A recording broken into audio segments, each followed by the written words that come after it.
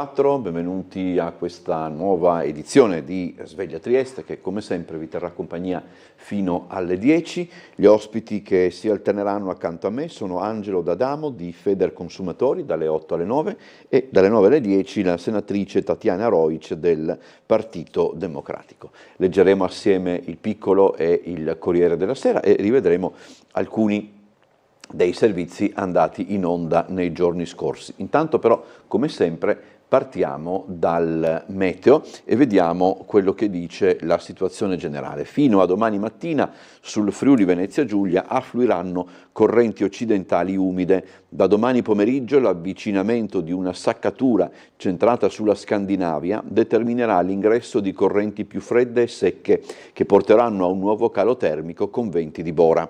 Quindi per oggi, dopo le piovigini o le piogge deboli sulle zone orientali con quota neve a 300-400 metri, al mattino cielo nuvoloso, dal pomeriggio variabile con maggiori schiarite sulle zone occidentali, mentre sul Carso e a Trieste permarranno nubi basse più consistenti. Nella prima parte della giornata soffierà vento moderato da sud-ovest in quota. Per domani cielo in prevalenza poco nuvoloso, con possibilità di nubi basse nel Tarvisiano e a tratti anche lungo la costa. Dal pomeriggio soffierà bora moderata sulla costa. Per quanto riguarda domenica, cielo in prevalenza sereno, sulla costa e sulle zone orientali soffierà bora moderata, anche sostenuta a Trieste, temperature in calo con gelate notturne in pianura e in montagna. Vi ricordo i numeri di telefono, il numero di telefono e l'indirizzo mail cui inviare la posta elettronica 040 977 8910 svegliatrieste@tele4.it. Potete cominciare a telefonare, potete cominciare a inviare le mail quando lo desiderate. Allora, intanto vi facciamo vedere la prima pagina del Piccolo, la ingrandiamo. Subito sotto il titolo, sotto la testata, dà conto della strage di Crans-Montana, almeno 47 morti e 115 feriti nel rogo di un pub intrappolati nel locale. L'angoscia per i 6 dispersi, presumo siano i 6 dispersi italiani, diteci dove sono i nostri figli. Come si chiama? L'apertura dice acquario doccia fredda, riaprirà forse nel 2027. Chiuso da 6 anni, nonostante fosse la struttura museale cittadina con il più alto numero di visitatori, già spesi invano 2,5 milioni di euro. Ultimatum dell'assessore, ora basta, subito una riunione con i progettisti e con le ditte. Senza vignetta autostradale tra Raburiese e Capodistria, Castello di Duino acciuffa turisti, nozze straniera a una coppia su 3. In Friuli Venezia Giulia 304.000 contribuenti avvantaggiati dall'IRPEF tagliata.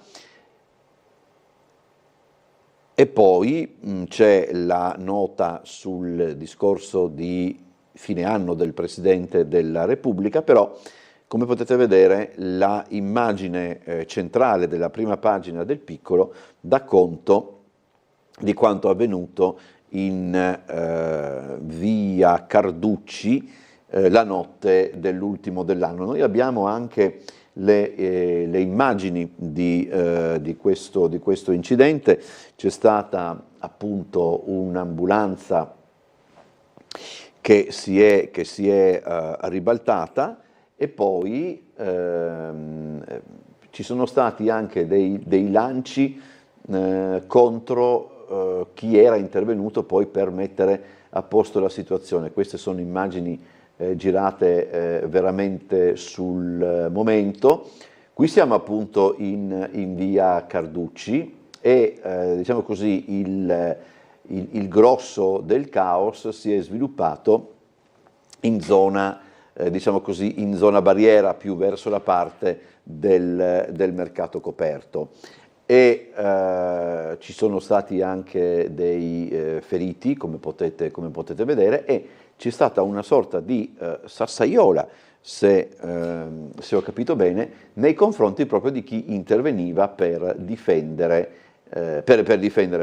appunto soccorrere e rimettere a posto la situazione. Allora, vediamo a questo punto, io direi che possiamo tranquillamente andare a vedere come Giampaolo Sarti del Piccolo ha raccontato quanto accaduto.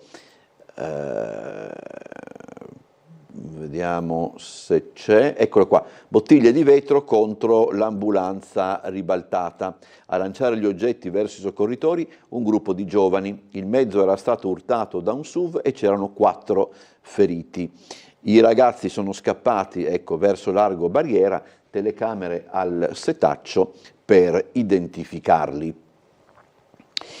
Tutto questo ha fatto un po' da, come dire, da contraltare a quello che invece è successo in Piazza Unità, perché il veglione, insomma la grande festa in Piazza Unità è stata invece caratterizzata, noi dovremmo avere le immagini anche di quello, la grande festa di Piazza Unità è stata caratterizzata appunto da, si è svolta in tutta calma, l'ingresso in piazza era contingentato, per cui c'è stata questa sorta di, come dire, si può leggere con un doppio registro quella notte, no? Cioè a dire la tranquillità, la calma, l'oasi per certi aspetti in Piazza Unità e poi dopo quello che è successo in zona appunto Largo Barriera, via Carducci. Fra l'altro tutto ciò riporta di attualità la situazione di via Carducci e soprattutto di Largo Barriera, che insomma non è particolarmente simpatica in questi giorni. Beh, comunque sarà sicuramente oggetto di approfondimento nei nostri servizi, nei telegiornali di questa mattina. Se logicamente i nostri telespettatori hanno voglia di scriverci o di telefonarci già su questo, cioè sulla festa in Piazza Unità e invece su quanto accaduto in via Carducci, magari qualcuno è passato eccetera, possono farlo tranquillamente. Andiamo a vedere invece la prima pagina del Corriere della Sera. Strage alla festa dei ragazzi, dramma in Svizzera, questo è il titolo, incendio a Capodanno in un locale di Crans-Montana, almeno 40 vittime, 6 italiani dispersi e 13 feriti. Shock nel paese, il paradiso della neve diventa inferno, c'è anche tutta la, poi lo vedremo dopo andando avanti, tutta la dinamica anche di come i ragazzi hanno cercato di uscire da quella prigione in pratica e poi anche nella parte bassa, pace ai giovani, il messaggio di Mattarella, il capo dello Stato, ripugnante il rifiuto di finire la guerra, l'elogio della Repubblica Italiana. Sapete tra l'altro che il 2026 segnerà 80 anni dal referendum del 2 giugno, per cui insomma è molto probabile che per buona parte dell'anno si andrà a riflettere su questo anniversario. Allora, andiamo avanti con il Piccolo. IRPEF tagliata, benefici sugli stipendi per 1,4 milioni in Friuli Venezia Giulia, vantaggi per 304.000 contribuenti, in Veneto più del triplo. Questa è una panoramica che viene fatta appunto nelle pagine immediatamente successive alla prima del Piccolo. CGIL, CISL, UIL critiche, per il fisco occorre una riforma generale. I sindacati ci sono più ombre che luci, Piga niente crescita, Montico e Zorn servono più scaglioni per garantire equità. Allora, figuriamoci se... Oh, ok, boh. E appunto adesso, in pagina 4 e 5, strage alla festa di Capodanno, 47 le vittime, 6 italiani dispersi, sono 13 i nostri connazionali ricoverati in ospedale. Le fiamme causate dalle candele accese sulle bottiglie. C'è un servizio, insomma, poche righe che raccontano il paese. Non c'erano vie di fuga, raccontano i sopravvissuti. L'angoscia delle famiglie a Crans-Montana, non abbiamo notizie. E poi, nella parte bassa di questa pagina, la guerra dei botti, una vittima e 283 feriti. Questo riguarda invece il nostro paese. Ha perso la vita un 63enne della provincia di Roma che è stato stroncato da un'emorragia causata dall'esplosione di un petardo. Allora, il Corriere della Sera dedica ampiamente le pagine che seguono la prima a quanto accaduto a Crans-Montana. Allora, abbiate pazienza. Ok. Il Brindisi, poi il fuoco, trappola mortale nel bar, decine di ragazzi morti. L'appuntamento riservato agli under 17 al piano seminterrato. Una giovane con una candela scintillante avrebbe incendiato il soffitto. 150 soccorritori mobilitati per la tragedia, 10 elicotteri, 40 ambulanze. Qui c'è anche un fermo immagine dove si vedono i primi momenti di quanto accaduto, i primi momenti della tragedia. All'1:30 il rogo si è propagato a una velocità impressionante, poi l'inferno, corpi avvolti dalle fiamme, vestiti ridotti in cenere. Almeno 40 vittime, in realtà sono 47, e 115 feriti nell'incendio divampato in pochi istanti all'interno del locale che si chiama Le Constellation. Molti gli italiani all'evento, 6 i dispersi, 13 gli ustionati, appunto i nostri connazionali. La tragedia colpisce al cuore anche molti vacanzieri, la Farnesina al lavoro sin dal mattino, 6 italiani dispersi. Erano decine i giovani connazionali nel locale avvolto dalle fiamme, la disperazione delle famiglie, i genitori di una sedicenne che non si trova.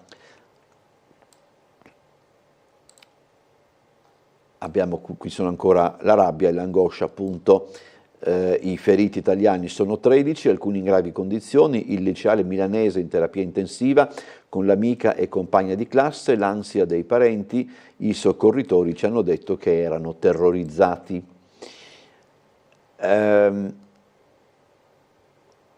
Alcuni di coloro che mancavano all'appello sono stati ritrovati negli ospedali, come una dottoressa bellunese ricoverata a Zurigo.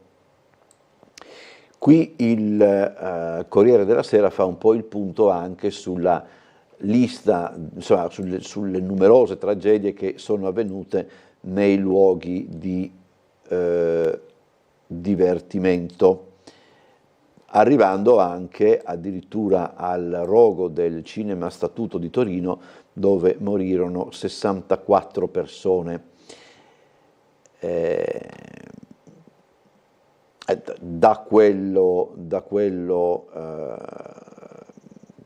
quel tragico avvenimento si rifecero cinema, teatri, locali pubblici con appunto norme ben più serrate per quanto concerne la sicurezza. Sempre tornando a quanto accaduto in Svizzera, il soffitto molto basso e quella scala stretta come unica via di fuga. La polizia esclude altro che non sia un incidente. Le scintille e il flashover, un fenomeno per cui il fuoco si propaga improvvisamente e con violenza in un ambiente chiuso. E questo è il seminterrato, fra l'altro, del locale, con gli scalini molto ripidi oggettivamente che collegano che collegano all'uscita. Ancora avanti, qui c'è una ricostruzione della dinamica. In volo sull'elicottero di notte per salvare i giovani ustionati, il rianimatore arrivato dalla Valle d'Aosta, c'erano ragazzi intubati e sedati, perché molti sono arrivati anche dall'Italia per portare soccorso. In Italia il faro e il certificato di prevenzione degli incendi, spiega il presidente della FIPE. E qua poi c'è qualche testimonianza. L'ingresso a prezzi bassi attirava i più giovani, la cittadina accoglie genitori e fratelli in cerca dei loro cari. Nessuno sa dov'è mia sorella, il fuoco a 1 metro da noi, 2 minorenni, siamo uscite in tempo, un miracolo. Poi c'è anche il pianto di una madre arrivata da Roma. È stato orribile, molte persone urlavano, cercavano di scappare, mentre molte erano a terra e penso che fossero morte, racconta un testimone della tragedia. Sul posto c'è anche l'ambasciatore italiano in Svizzera per aiutare i connazionali. Le famiglie disperate a caccia di notizie sui figli. Ancora, i 3 amici di 16 anni, uno in coma, un altro salvo perché respinto all'ingresso, l'ultimo ricoverato in Italia con lesioni alla testa e a una mano. L'assessore al welfare della Lombardia, ricoverati hanno ustioni sul 30-40% del corpo, pronti 18 posti letto per offrire altra assistenza, perché c'è stata veramente una corsa alla solidarietà. Il Niguarda si mobilita, parte l'assistenza ai feriti, i primi già accolti a Milano.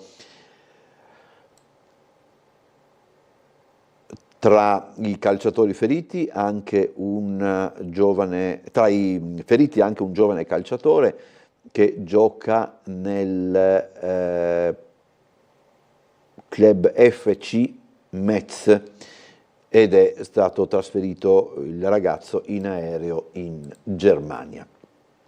Credo sia no, c'è una riflessione probabilmente di Riccardo Bruno, i video girati tra le fiamme, perché insomma c'è anche questo aspetto, insomma. E poi anche penso sia un'ultima nota che racconta appunto Crans Montana, la montagna del mito di Tomba e delle vacanze di Bono e Delon, perché molti conoscono di nome quel luogo proprio perché in parecchi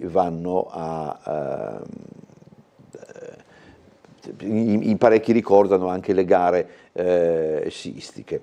Allora, ambulanza presa di mira la notte di Capodanno, i mezzi di soccorso sono stati da sempre rispettati persino nei peggiori conflitti della storia, al punto che sparare all'ambulanza è considerato un atto criminale di guerra. Ecco dove ci hanno portato lassismo e tolleranza, scrive il signor Piero, da parte delle istituzioni. Ora che cosa manca? La misura è colma, auspico punizioni esemplari per i criminali autori del gesto. Il signor Claudio dice, si ricorda insomma via la vignetta sulla costiera slovena, svolta per gli automobilisti istriani, e poi dice città turistica, serata del 31 senza bus e taxi, turisti a piedi fino a Opicina, compreso il sottoscritto. Una piccola o forse grande delusione nei confronti di chi ci governa. Dunque, torniamo al piccolo e proseguiamo. Mattarella, un discorso storico per giovani e orgoglio italiano. Il Presidente della Repubblica si allinea al Papa sul tema dei conflitti, quindi un appello alle nuove generazioni: siate esigenti e coraggiosi, un monito costante alternato a richiami al passato e spunti sul presente. C'è anche stato il discorso di fine anno di Beppe Grillo che dice che politica per zombie. Il 2026 dell'Ucraina inizia sotto le bombe, almeno 200 droni si sono abbattuti sul paese, Zelensky furioso, hanno deciso di cominciare l'anno con la guerra. Tensioni in Iran, già 6 vittime per gli scontri nelle proteste, e poi gli eventi attesi e quelli desiderati di Marco Zatterin. Anche qui c'è una riflessione. L'Italia si attrezza per il referendum costituzionale, pensa al 2 giugno per festeggiare gli 80 anni della Repubblica in un clima che non sarà scevro da polemiche. In febbraio dal 6 al 22 sarà distratta dalle Olimpiadi, poi dal Festival di Sanremo, dice vincerà Patti Bravo, speriamo insomma. Il via di Washington a Belgrado, la raffineria serba può ripartire. Slovenia, eccolo qua, Slovenia, sospesa la vignetta sull'autostrada Skopje-Capodistria, in vigore con l'anno nuovo la decisione presa da Lubiana, il pedaggio resta per i soli mezzi pesanti, come ci aveva fatto notare anche il signor forse il signor Piero. Allora, facciamo così, visto che abbiamo parlato del messaggio di fine anno del Presidente della Repubblica, è ormai tradizione che a fine anno anche il Presidente della Regione Massimiliano Fedriga rivolga un discorso di fine anno. Con tutta probabilità oggi ne riparleremo, però sentiamo quello che Fedriga ha detto nel suo discorso, appunto riguardo alle politiche per la famiglia che la Regione ha intrapreso. Perché facciamo questo? Perché abbiamo una consapevolezza. Possiamo essere una comunità che offre grandi opportunità, che offre lavoro, che offre capacità di investimento, che offre diciamo, la crescita e magari anche una buona qualità della vita. Ma senza figli le comunità sono destinate a morire. Abbiamo la consapevolezza che a livello occidentale il problema della natalità non riguarda soltanto il tema di carattere finanziario e quindi di supporto economico, esiste anche un tema culturale che condiziona in modo importante la decisione di avere dei figli. Questo ovviamente è determinato da un nuovo modello sociale, da un nuovo modello lavorativo, su cui non sempre possiamo essere incisivi, ma sulla parte di supporto economico abbiamo deciso di intervenire in modo importante senza certezze, però con la consapevolezza che se non si inverte il trend, l'Occidente è destinato a non avere un futuro e noi come Regione vogliamo fare la nostra parte. Allora andiamo avanti con il piccolo e parliamo della manovra finanziaria nazionale. Adesso ingrandiamo per leggere meglio. Maggioranza divisa, blocca economia e sanità.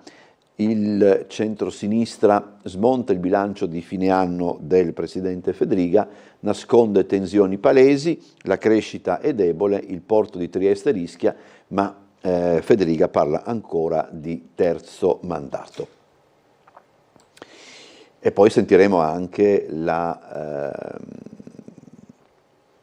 Rojc, la senatrice Rojc, che appunto sarà nostra ospite più avanti dalle 9 alle 10.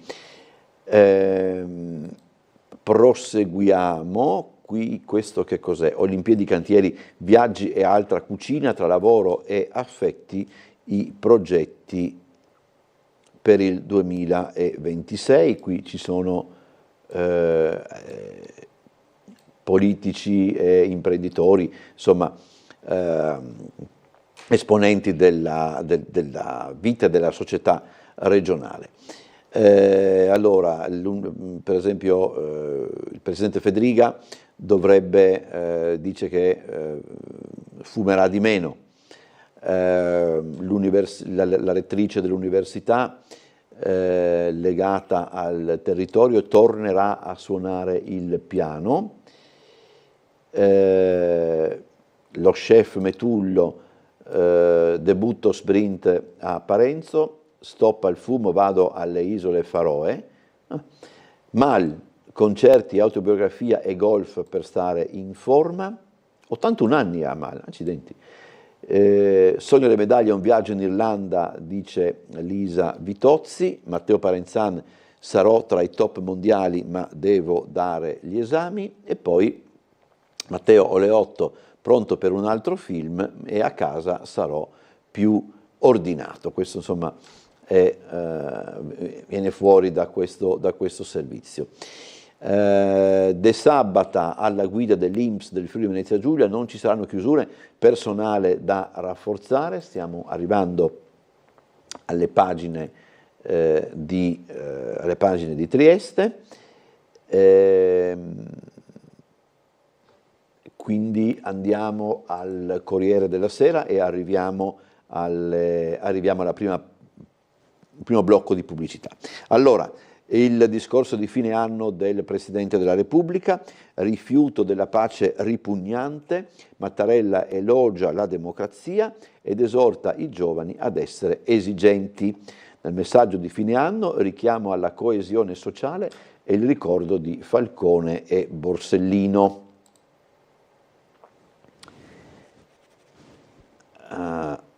C'è sempre, questo non riesco a capire francamente di che cosa sia, quindi saltiamo.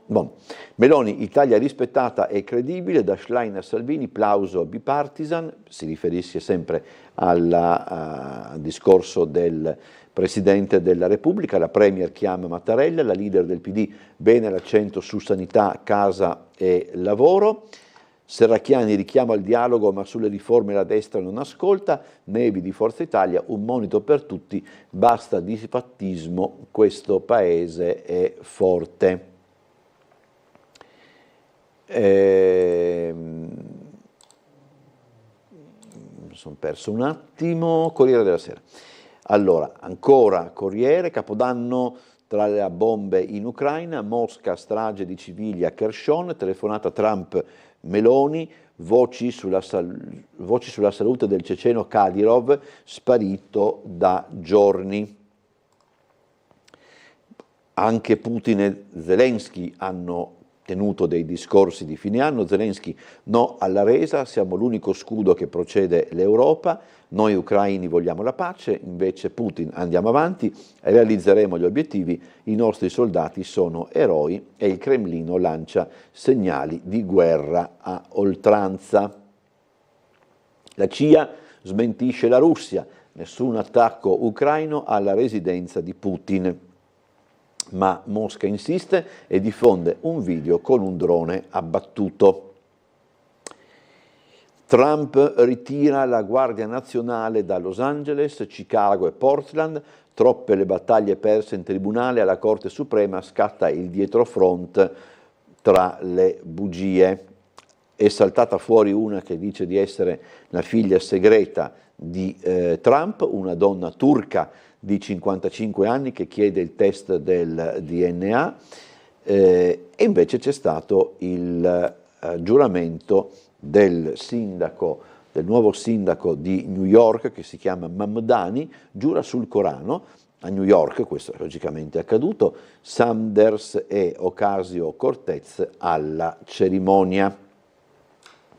Per la cerimonia di insediamento ha scelto una fermata della metropolitana e ha giurato sul Corano perché segue la religione del padre. La madre infatti è induista ed è tra l'altro un'attrice, una regista. Il discorso imperiale di Xi che promette un anno di trionfi dall'economia a Taiwan, ottimismo e incognite in vista del quarto mandato presidenziale. La Francia fa il bis, niente legge finanziaria. La Francia ha chiuso il 2025 senza una legge finanziaria per il secondo anno consecutivo e quindi continua questo momento particolarmente complicato. La regina d'Inghilterra si racconta: ero una ragazza ferita, fui aggredita, per la prima volta ha parlato in pubblico delle molestie subite in treno negli anni 60. C'è poi un'intervista con il ministro della giustizia Carlo Nordio: il referendum si voterà nella seconda metà di marzo, i magistrati hanno paura di confrontarsi con me. Noi andiamo in pubblicità, poi torniamo ancora con il Piccolo, il Corriere della Sera e i nostri servizi.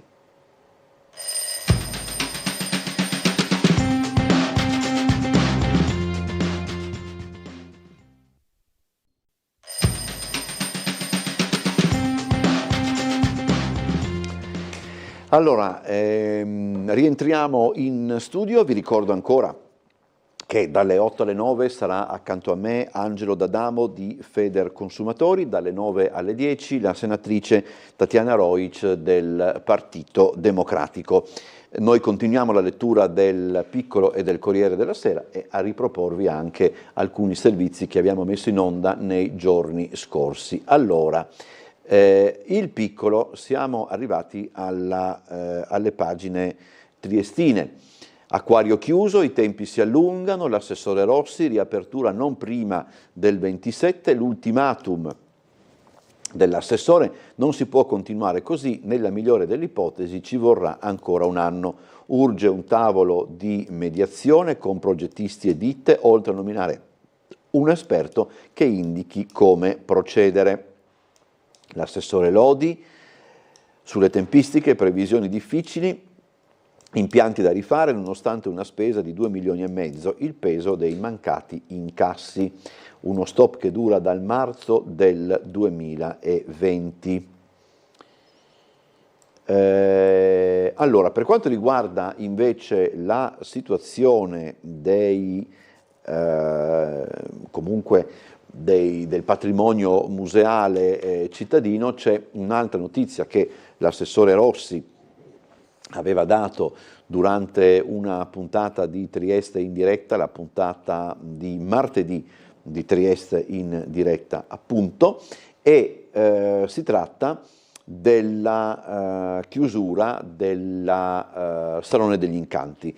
Il Salone degli Incanti, che è sempre stato un po' forse anche un incompiuto, ma insomma su questo ci sarà eventualmente tempo per parlare, comunque sarà soggetto ad una riconsiderazione. Ma vediamo quello che ha detto Rossi. Prosegue la riconsiderazione complessiva del patrimonio museale cittadino. In tal senso ha spiegato ieri a Trieste in diretta l'assessore comunale alla cultura e al turismo Giorgio Rossi, l'attenzione dell'amministrazione comunale si concentrerà fra pochi mesi sul Salone degli Incanti. È un ambiente che così come non si presta più ormai, e i risultati lo hanno dimostrato, quest'anno destinato a chiudere. Questa è una mia intenzione. Abbiamo ancora alcune mostre che faremo con la Regione, poca cosa in termini di tempo perché in marzo-aprile finiranno. Il progetto di ristrutturazione firmato dall'architetto Casamonti, supportato dalla Fondazione CR Trieste, di fatto ovvierà il problema fondamentale che ha sempre contrassegnato la conversione dell'ex pescheria, vale a dire il mancato sfruttamento dell'intera area disponibile. Primo obiettivo dunque il piano terreno. Realizzare nella parte bassa, questi 2500 metri quadrati, una specie di giardino d'inverno aperto a tutta la città, quindi un polmone in cui si entra, si esce, ci saranno dei ristorantini, ci saranno dei punti di ristoro. L'intervento nella parte più alta, spiega Rossi, di fatto riprende in considerazione l'idea circolata ai tempi della trasformazione della struttura in museo, messa da parte allora per mancanza di fondi. E soprattutto nella parte alta realizzare questa straordinaria idea di sdoppiare in 2 piani il salone. Nelle intenzioni del Comune vi è pure la possibilità di sfruttare la copertura dell'edificio, laddove nella parte bassa si potranno tenere convegni e incontri. In sostanza un progetto notevole, impegnativo finanziariamente ma non impossibile, che una volta completato, secondo l'assessore, evidenzierà ancora di più la questione che oggi come oggi è all'ordine del giorno quando si parla di cultura e musei e turismo nella nostra città. Il problema è poi chi lo gestisce. Ecco che qui ritorniamo al discorso in cui nel 2026 non c'è solo la necessità di programmare delle mostre, ma soprattutto di dare il via a strutture consistenti, strutture anche che abbiano una certa autonomia per poter sostenere in via parallela le attività.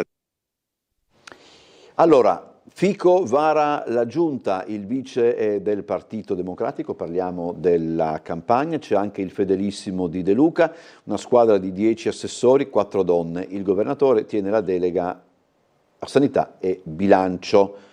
Poi ci sono alcuni politici che hanno pensato bene di salutare il nuovo anno facendo il bagno.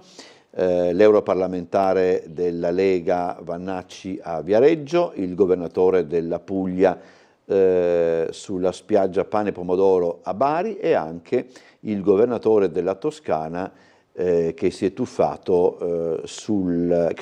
nell'Arno. Poi andiamo avanti, quello che Tommaso Labate chiama il triste tramonto di Grillo, amarezza, rabbia e accuse nel suo post per San Silvestro, l'anno di sottrazione e la giustizia come clava pensando al figlio. È un post che Grillo ha pubblicato. 1 milione di file portati via al consulente dei PM e di Report. A processo un ex dipendente, Bellavia scrive su 100 VIP, dati super sensibili. Lecco, neo istruttore, precipita in volo con il parapendio. L'ultima immagine di Aurora, il sospetto e le 5 ore di mistero. È la ragazza Aurora Livori, 19 anni, ritrovata morta in un cortile a Milano. La giovane viene ripresa con un uomo poco prima delle 23 sul marciapiede, lui esce 2 volte da solo dal complesso condominiale, dalle 3:30 non farà più ritorno. Un 22enne è annegato nella notte di Capodanno nel laghetto sportivo di Camisano Vicentino. Il giovane aveva passato la notte in tenda con la fidanzata. C'è anche un'intervista con lo zio di Aurora Livoli che dice: mia nipote era in cura, tutti cercavamo di capire i motivi del suo disagio. Capodanno, petardi e follie in tutta Italia, un morto a Roma, il caso dei baby feriti. A Napoli un 24enne in ospedale 2 volte in una notte, a Milano un 12enne perde una mano. 10.000 in festa in Piazza Unità, musica, controlli e conta persone, abbiamo fatto vedere prima le immagini. 7 cani scappati di casa recuperati dal cinovigile, credo proprio in occasione dei botti di Capodanno. Sapete che i cani sono particolarmente sensibili ai rumori dei botti. Poi incarso, rogo nella boscaglia, fiamme causate forse da un petardo e quindi razzo incendia un poggiolo, mezza casa inagibile. L'innesco arrivato dall'esterno, questa non è festa ma follia, dice la signora che sta al primo piano del civico 3/1 di via Costalunga. Andiamo ancora avanti con il piccolo, bottiglie di vetro, appunto l'abbiamo vista prima, bottiglie di vetro contro l'ambulanza ribaltata, a lanciare gli oggetti verso i soccorritori un gruppo di giovani. Poi guida ubriaco a 18 anni, si schianta a Barcola, feriti 3 amici a bordo. L'Audi ha sbandato in curva poco prima dei Tre Merli ed è finita contro un muro. Autodistrutta, nel bagagliaio trovato un tirapugni. Sanitari in prima linea durante i festeggiamenti. Poi abbiamo la prima nata, che è una bambina che si chiama Margot Mia, la prima nata del nuovo anno, è venuta alla luce alle 7:15. Poi alle 16 è arrivato Raffaele e alle 23:41 di San Silvestro a chiudere il 2025 del Burlo è stata Nina. Il saluto della città alla città delle forze dell'ordine, il prefetto pronti a servire tutti i giorni. Allora, c'è stata questa cerimonia sulle rive per salutare il 2025 è un'iniziativa nuova, probabilmente forse verrà ripetuta. Vediamo allora il servizio.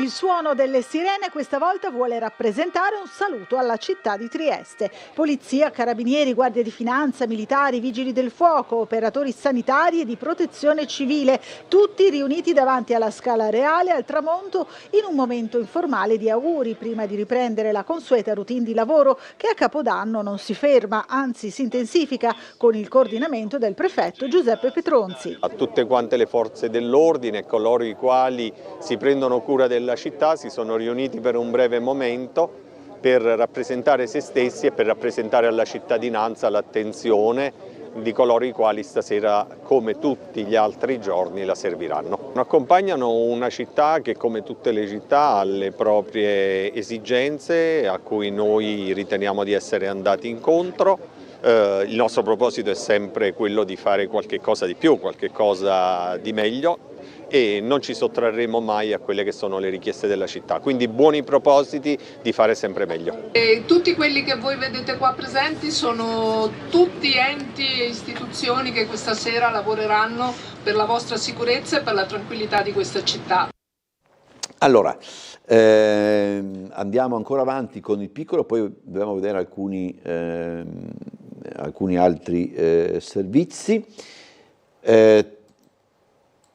Trieste scopre gli abitué, negli alberghi c'è il tutto esaurito. C'è una parte di visitatori che dopo aver conosciuto la città decide di tornare. Il treno da Vienna ha contribuito ad attrarre gli austriaci per il Capodanno. Ed è vero, perché, dobbiamo anche dire questo, è più conveniente per gli austriaci venire a Trieste con quel treno che per i triestini andare a Vienna. Matrimoni al Castello di Duino, una coppia su 3 è straniera. Nel 2025 il numero di presenze è cresciuto ancora, raggiungendo quota 70.000, sempre più spesso il sito ospita set di film e serie TV. Sentiamo l'effetto Trieste. Ed è venuta a mancare Megi Pepeu, che è stata una artista triestina, pittrice, che aveva esposto molte volte nelle gallerie cittadine, ma anche in Italia e all'estero. È stata attiva soprattutto negli anni '80, poi fino al 2010. Poi purtroppo ha dovuto limitare la propria attività a causa le condizioni di salute. Era molto, insomma, io la ricordo perché di Megi Pepeu parlava molto anche il professor Molesi. Cedimento in via San Lazzaro, bloccata un'ambulanza, Giuliani nel mondo, piangono Melan, presidente a Bruxelles. Poi c'è stato anche il conferimento di un riconoscimento ai carabinieri Antonio Re e Michael Grisanti, che hanno salvato un anziano che si era sentito male in tribunale. Possiamo far vedere il servizio. Per la prontezza di spirito e la professionalità dimostrate nell'effettuare le manovre di primo soccorso a un anziano colto da malore, salvandogli la vita. Con questa motivazione il sindaco di Piazza ha conferito un riconoscimento ai 2 carabinieri Antonio Re e Michael Grisanti, protagonisti del salvataggio nella sede del Tribunale di Trieste lo scorso 3 dicembre. Al conferimento erano presenti anche il comandante provinciale dei carabinieri, colonnello Gianluca Migliozzi, e il maresciallo maggiore Denis Burolo, comandante della stazione di via Ermet. Il sindaco nel suo intervento ha ringraziato l'Arma dei Carabinieri per l'importante lavoro svolto per la sicurezza della città. Certo, io reputo i carabinieri la spina dorsale della sicurezza del nostro paese. Loro sono super efficienti, sempre pronti, e naturalmente il fatto che hanno salvato una vita di una persona è un grande valore aggiunto, e per cui li ho ringraziati in questa giornata che stiamo per arrivare all'anno nuovo. Il comandante Migliozzi ha omaggiato il sindaco di Piazza con il crest del Comando Provinciale dei Carabinieri. Ragazzi che oggi ha ricevuto il sindaco, desidero esprimere anch'io ovviamente il mio apprezzamento, perché come ben sapete, oltre a quelli che sono gli stretti compiti istituzionali, il nostro ruolo è quello di stare in mezzo alla gente, quindi essere prossimi ai bisogni delle persone, e in questo caso in maniera estemporanea, quindi del resto il nostro lavoro è così, non ci si può aspettare prima di quello che succede. In maniera estemporanea, mentre facevano un servizio di assistenza alle aule, come sapete la notizia è già uscita qualche giorno fa, insomma sono stati richiamati e hanno avuto la prontezza di rianimare una persona che già non respirava, quindi per noi è un orgoglio essere riusciti in primo luogo a far questo, quindi a salvare una vita, e in secondo luogo avere anche l'apprezzamento delle autorità cittadine. Continuiamo con il piccolo, c'è una bella intervista con Francesco Bellocchio. Francesco Bellocchio è il nipote di Fausto Coppi e il figlio della figlia di Coppi. Quando Coppi se ne andò di casa, mia mamma soffrì moltissimo, ma poi si era avvicinata al fratello, le famiglie non sono più in guerra. È un'intervista, devo dire la verità, molto, molto bella. Poi andiamo avanti con il Corriere della Sera. Siamo dalle parti dell'economia, ma andiamo direttamente alla cultura. Un'invisibile quercia americana, bravissimo, premiato, dimenticato dal suo paese, l'enigma di Peter Matthiessen. Un saggio segue la parabola del grande del dopoguerra e dei perché di una rimozione. Avanti ancora, andiamo a spettacoli. Dunque, esce con un singolo dopo la fine del rapporto artistico e sentimentale con Francesca Mesiano, che sarebbero i Comacose. Siamo andati in burnout, è pericoloso mischiare amore e musica, sembravo il ghostwriter di mia moglie, oggi mi sento più libero. Vabbè. Da questo punto di vista non c'è altro. C'è un'intervista con Kirsty Coventry, che è la leader del CIO, prima donna, che lancia Milano e Cortina. L'Olimpiade diffusa indirizza la storia dei 5 cerchi o la responsabilità di aprire nuove strade alle ragazze. L'Italia sarà ad esempio per i giochi futuri.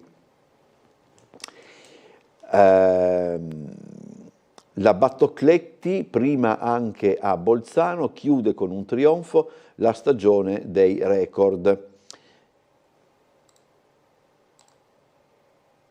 Milan, primo posto nel mirino, Inter e Napoli sono avanti, e, insomma, questo è. E adesso andiamo invece, vediamo cosa dice la pagina, non va più avanti qua, com'è? Ah, eccolo, no. No, parla di Stranger Things, l'articolo di Aldo Grasso. Torniamo allora al piccolo, da Ligabue a Max Pezzali, i live del 2026, rock, canzone d'autore e heavy metal al centro di eventi imperdibili a nord-est. Tra i big stranieri i Gorillaz, David Byrne, gli Scorpions, Alice Cooper e gli Skunk Anansie. Poi c'è anche questa lunga intervista con Neri Marcorè.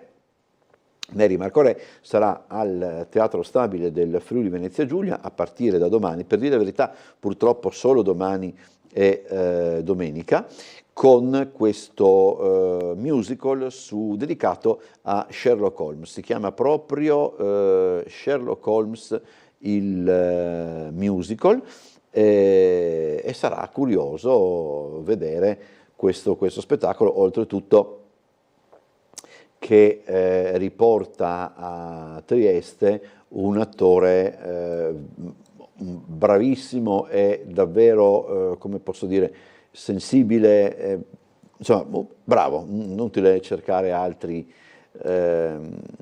aggettivi.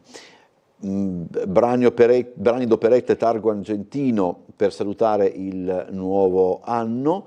Domenica al Teatro Basaglia nel Parco di San Giovanni ci sarà questo spettacolo fuori abbonamento per quanto riguarda Armonia con Alessio Colautti, dove sempre grazie ad Alessio Colautti c'è un importante appuntamento al Miela lunedì 5 gennaio, Gran varietà, demoghe una mano, uno spettacolo organizzato a sostegno delle popolazioni del Goriziano colpite dall'alluvione dello scorso novembre.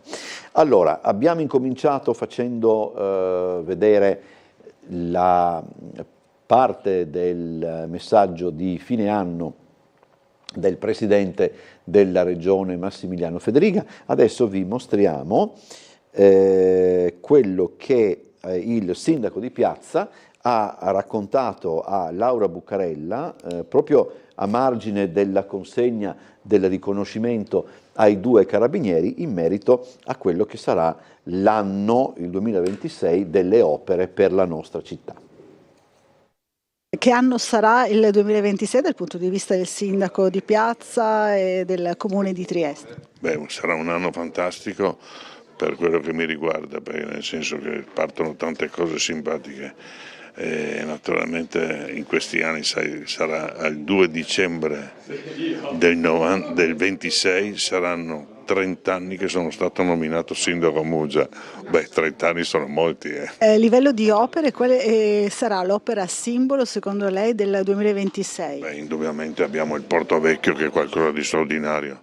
Leggevo in questi giorni che questi non sanno, sono quasi 200 milioni già adesso di investimento, e dopo naturalmente la piscina terapeutica, sicuramente in Piazza Sant'Antonio, che andremo a terminarla, e dopo cominceremo i lavori di Piazza Unità d'Italia, che in queste condizioni che chi l'ha fatta ha sbagliato completamente le pietre. Sempre, sai, per esempio in febbraio inaugureremo quel parco sportivo per i giovani a Barcola, ero ieri dentro e sarà una cosa, tanto per dirti, una cosa simpatica. E dopo tutte le scuole, sai quante scuole abbiamo fatto, per dirti, no? E dopo naturalmente al 30 del 6 saranno elettrificati tutti i moli, dal molo Bersagliere fino a giù al porto. E sono quelle cose, sai, molto importanti. E dopo naturalmente pensa alla piscina terapeutica, che è stata unita particolarmente lungo, ma credo che il problema era chi la fa ma chi la gestisce. Cioè in ultima analisi in Italia è molto più facile fare che gestire, questa è la realtà. Restando in Porto Vecchio, ha detto prima che ci sarà anche la stazione dei Carabinieri in Porto Vecchio. Beh, stiamo lavorando da 3 anni, ma per spiegare ai cittadini quanto è complicato fare una cosa in questo paese. La burocrazia fa sì che lui ha detto che è da 2 anni che è qua. In effetti abbiamo cominciato a lavorare, sai, Largo Santos, proprio l'ingresso, ci sarà questa stazione. Io ci tengo molto per la sicurezza, ovviamente. Abbiamo tempo per farvi vedere anche l'estratto di un'intervista con Don Ettore Mannati. Don Ettore Mannati ha compiuto 80 anni con Trieste, sempre nel cuore. 80 anni di vita dedicata agli altri, al sacerdozio, ma 80 anni, possiamo dire, di amore per Trieste? Questo poco ma sicuro, che Trieste è parte della mia vita. 59 anni, dal 65 fino all'anno scorso, la mia vita è trascorsa a Trieste. Trieste mi ha formato umanamente e anche dal punto di vista culturale e sacerdotale. Era una Trieste che conosce sia dal punto di vista della fede, delle persone che insomma non dimentica mai nella sua parrocchia, ma anche del mondo operaio, possiamo dire così. Per quanto riguarda il mondo spirituale, ecco, Trieste è una città, si dice, laica, però diciamo la religiosità di Trieste è una religiosità adulta, non una religiosità di beguinage, ma una religiosità dove ciascuno illumina il proprio agire, il proprio pensare attraverso il discorso della coscienza. Noi sappiamo benissimo, insomma, l'importanza della comunità ebraica a Trieste e al tempo stesso anche della comunità musulmana, fronti con cui lei ha dialogato tanto nella sua presenza a Trieste. A Trieste abbiamo avuto una comunità islamica gestita anche dal centro culturale che è un centro culturale, diciamo, rispettoso. Bisogna guardarsi da quelli che possono essere i cosiddetti diciamo, le cosiddette guide improvvisate. Allora, penso che sì, possiamo andare in pubblicità. Vi ricordo che il primo dei due ospiti che saranno in nostra compagnia quest'oggi è Angelo D'Adamo di Federconsumatori. Ci vediamo dopo la pubblicità.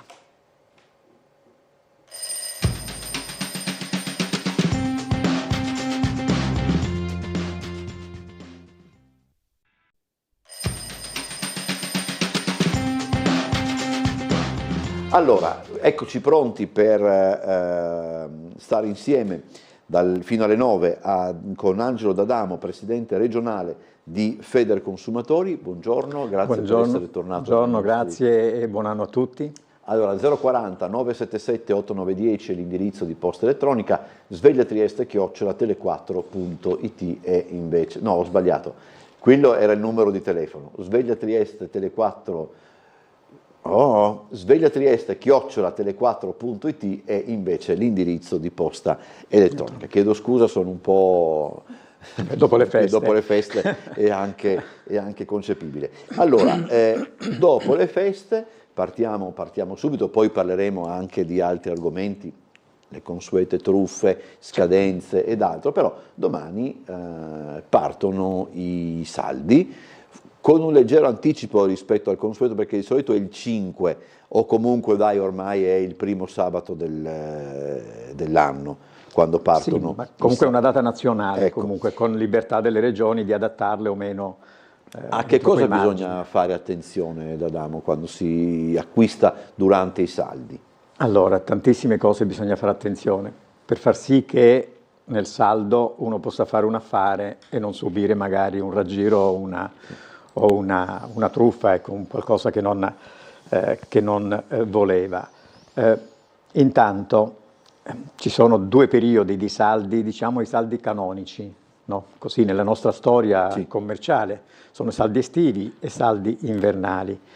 E cosa c'è da dire intanto a riguardo? Che tutte le modalità di commercio stanno subendo una profonda trasformazione, quindi anche questi due momenti definiti canonici, no, per gli affari ormai sono superati, tra virgolette, anche da tante altre modalità di commercio. Il Black Friday che viene poco più di un mese, insomma mi pare nel mese di novembre, a novembre di solito, accade questa cosa, o sconti e promozioni, o svendo tutto, ecco, quindi ci sono tante modalità che non dico che vanifichino un pochettino, perché è chiaro l'interesse, il commercio insomma è necessario, insomma gli acquisti sono necessari, per cui procediamo tutti con queste modalità. Ecco, quindi diciamo che anche se un po' più, diciamo meno così forte di una volta, comunque è un avvenimento su cui tanti aspettano appunto e puntano anche per acquistare ciò che interessa.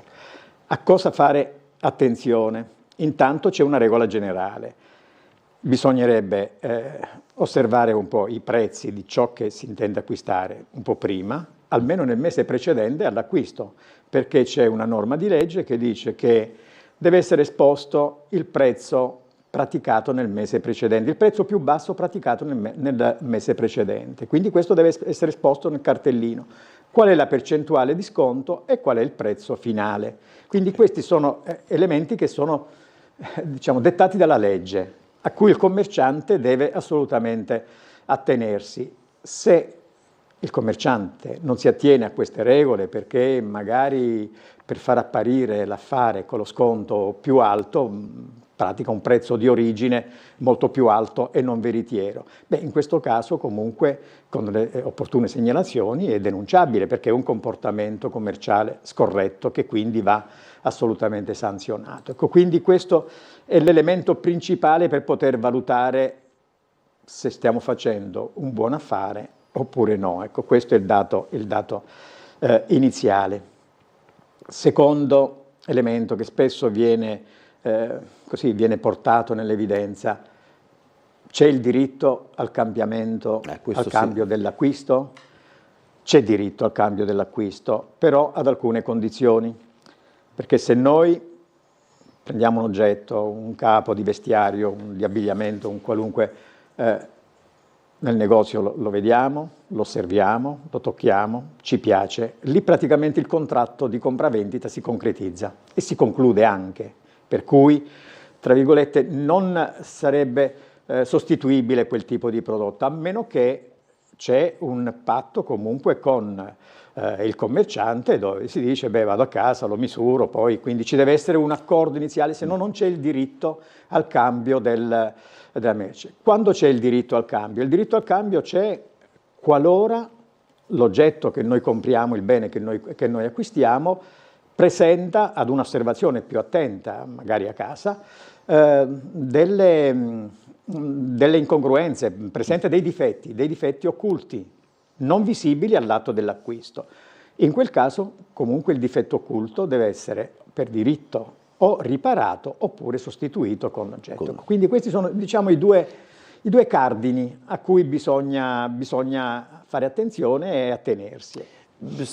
Faccio un esempio che, insomma, se uno in periodo di saldi regala qualche cosa ad una persona e poi magari appunto che ne so, sbaglia la taglia, tutte queste cose, funziona anche in questo caso oppure come dire, lì c'è una cosa è differente l'approccio al problema? Non è tanto differente, vale quello che ho detto prima. Okay. Va costruita un'intesa con il commerciante. Ho capito. Per cui se il regalo non è proprio, chiaro, ci deve essere un po' questo tipo di intesa e di accordo preliminare. Ecco, perché in pratica il contratto si è concluso in quell'ambito commerciale. Questo vale questo è un altro concetto da tenere ben presente. Quando la transazione, l'accordo, il contratto si concretizza nell'ambito dei locali commerciali, lì si chiude il cerchio. Ho capito. Ripeto, tranne i difetti occulti. Se invece è a distanza, oppure fuori dai locali commerciali, oppure concordati su un dépliant, su una rivista, allora scattano altri diritti. Valgono i 14 giorni comunque del diritto di ripensamento, per cui uno, anche senza ragione, no? Se l'acquisto e il contratto si è concretizzato fuori dai locali commerciali, quindi online, come dicevo prima, in quel caso comunque valgono i 14 giorni su cui uno può dire, non mi piace più, ci ho ripensato, non devo dare neanche più di tanto spiegazioni. Ecco, quindi questo è.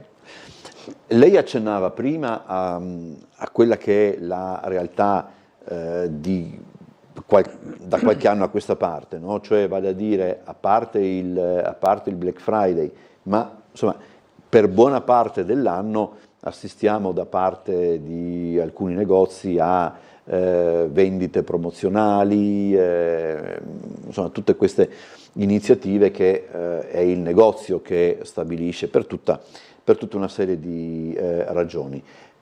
Questo sarebbe più una domanda da fare ai commercianti, ma intanto la faccio a lei. Questo ha, come diceva lei, un po' come dire, svilito l'appuntamento con i saldi. Noi non abbiamo avuto mai, forse nel nostro paese, quella tradizione di saldi che si verificano in Gran Bretagna, per esempio, dove la riduzione è delle volte spaventosa, no? Nel senso porti via, cioè, questi fanno l'assalto ai grandi magazzini, la notte dormono fuori per essere i primi, eccetera, eccetera. C'è questa, come posso dire, contrazione del potere dei saldi sia nei confronti di chi acquista che poi anche nei confronti di chi vende? Lo è senz'altro, perché, ripeto, la modalità, il commercio ha avuto un'esplosione anche di modifiche.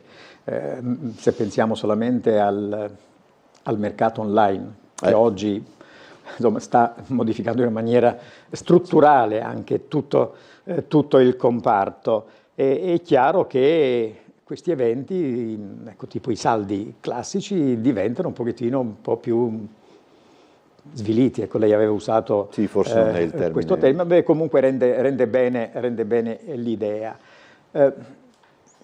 Anche qua da noi, allora intanto c'è questo, c'è il saldo così di carattere generico e ci sono invece dei saldi, specialmente sui prodotti elettronici, molto più attento, più particolare, più studiato, i prezzi sono seguiti naturalmente magari da giovani, da persone più accorte, più interessate a quel tipo di prodotto. Ecco, quindi quando arriva l'informazione che c'è una vendita o una svendita o un saldo straordinario, è chiaro che l'affluenza è molto particolare, quindi molto numerosa, ecco, numerosa in quel caso.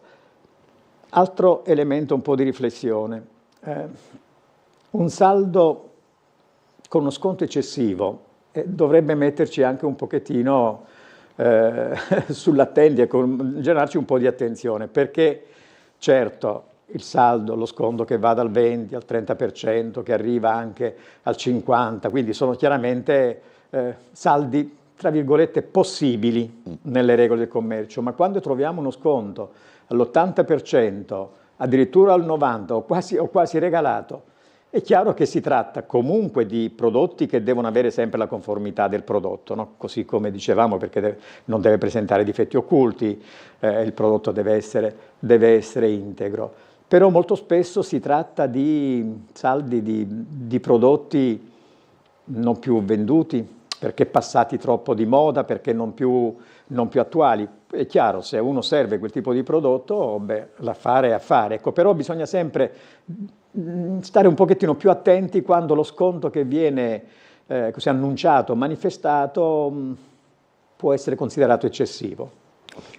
Allora, chiuso argomento saldi, apriamone un altro che purtroppo è di attualità, non dico quotidiana, ma insomma frequente, poco via, ed è quello delle truffe, no? Delle truffe che poi assumono, voglio dire, truffe online, ci sono truffe più o meno sofisticate, eccetera.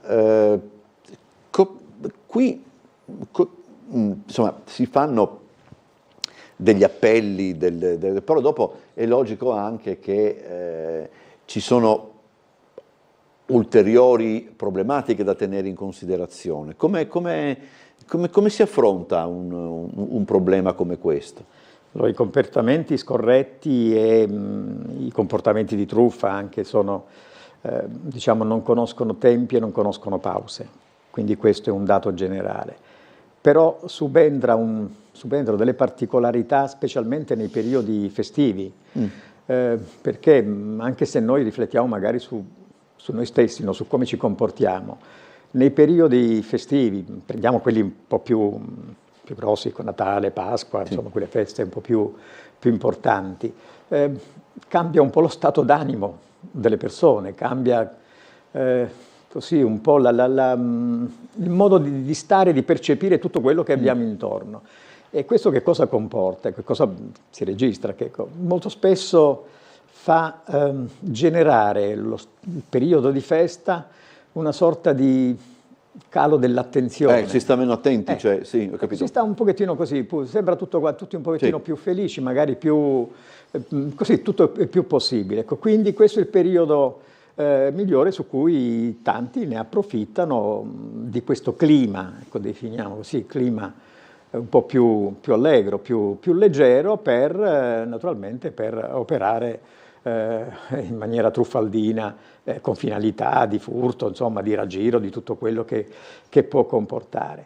E questa è un'attenzione su cui noi dobbiamo sempre tenere i piedi per terra, quindi fare i conti con noi stessi e tenere le antenne molto attente e attive. Ecco, quindi è il periodo più classico.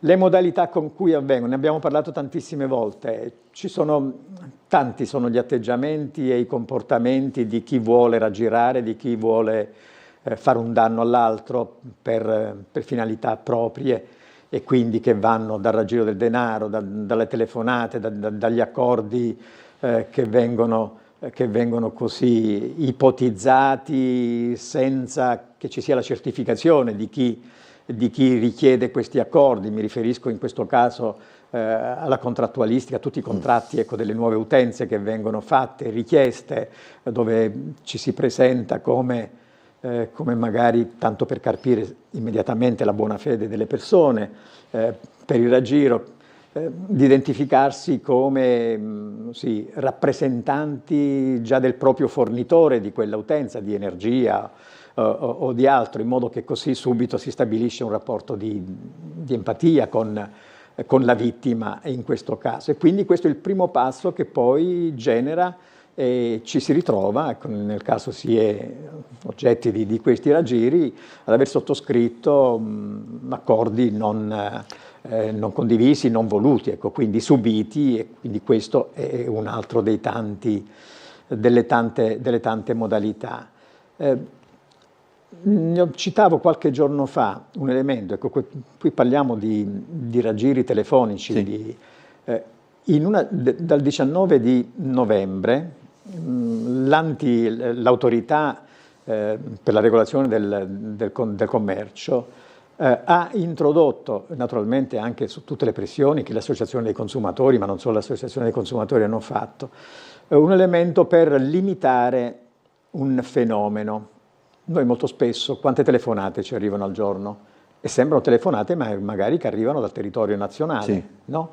Mentre erano telefonate che arrivavano dall'estero, da call center anche posizionati all'estero, che con una modalità furba naturalmente si modificava questo telefono e noi lo percepevamo come. Allora, abolito questo dato, adesso tutte le telefonate che partono dall'estero arrivano con il prefisso dell'estero. Non so se abbiamo notato questo aspetto. Mm-hmm. Vuol dire che se ci arriva una telefonata dall'Ungheria, sì, parliamo comunque di Europa, dall'Inghilterra, dalla Grecia, e noi non abbiamo nessuna relazione perché non abbiamo parenti, perché certo, non abbiamo sì. Altri, immediatamente ci deve far pensare che questa è una telefonata che ha un'altra finalità e quindi non è voluta da noi, e quindi possiamo assolutamente evitarla. In una giornata, da un monitoraggio che hanno fatto, tanto per avere idea di qual è la mole di queste sì. Telefonate moleste, ecco, le definiamo moleste, in una giornata di monitoraggio valgono il blocco, c'è stato un blocco di 7 milioni e mezzo di telefonate. Al giorno moltiplichiamo per l'anno e parliamo di miliardi di telefonate.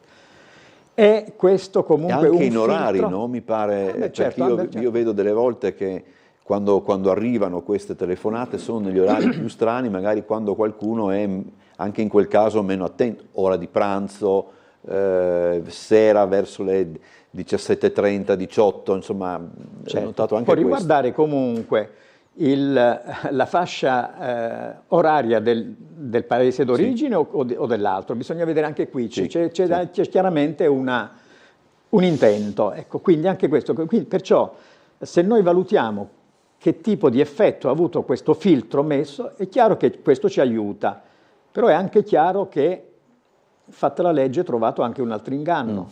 Perché con questo comunque acquisiscono numeri di telefoni nazionali e quindi raggirano. Però diciamo che gli è stato creato un argine di difficoltà a questi comportamenti. È un piccolo esempio, però ci dà l'idea di cosa accade. Presidente, quando una persona resta vittima di un raggiro, no? Allora, quelli più, come dire, più terribili sono per esempio la truffa del finto carabiniere, del finto avvocato, eccetera. E lì, insomma, una persona denuncia e quindi si mette in moto la macchina giudiziaria anche, immagino.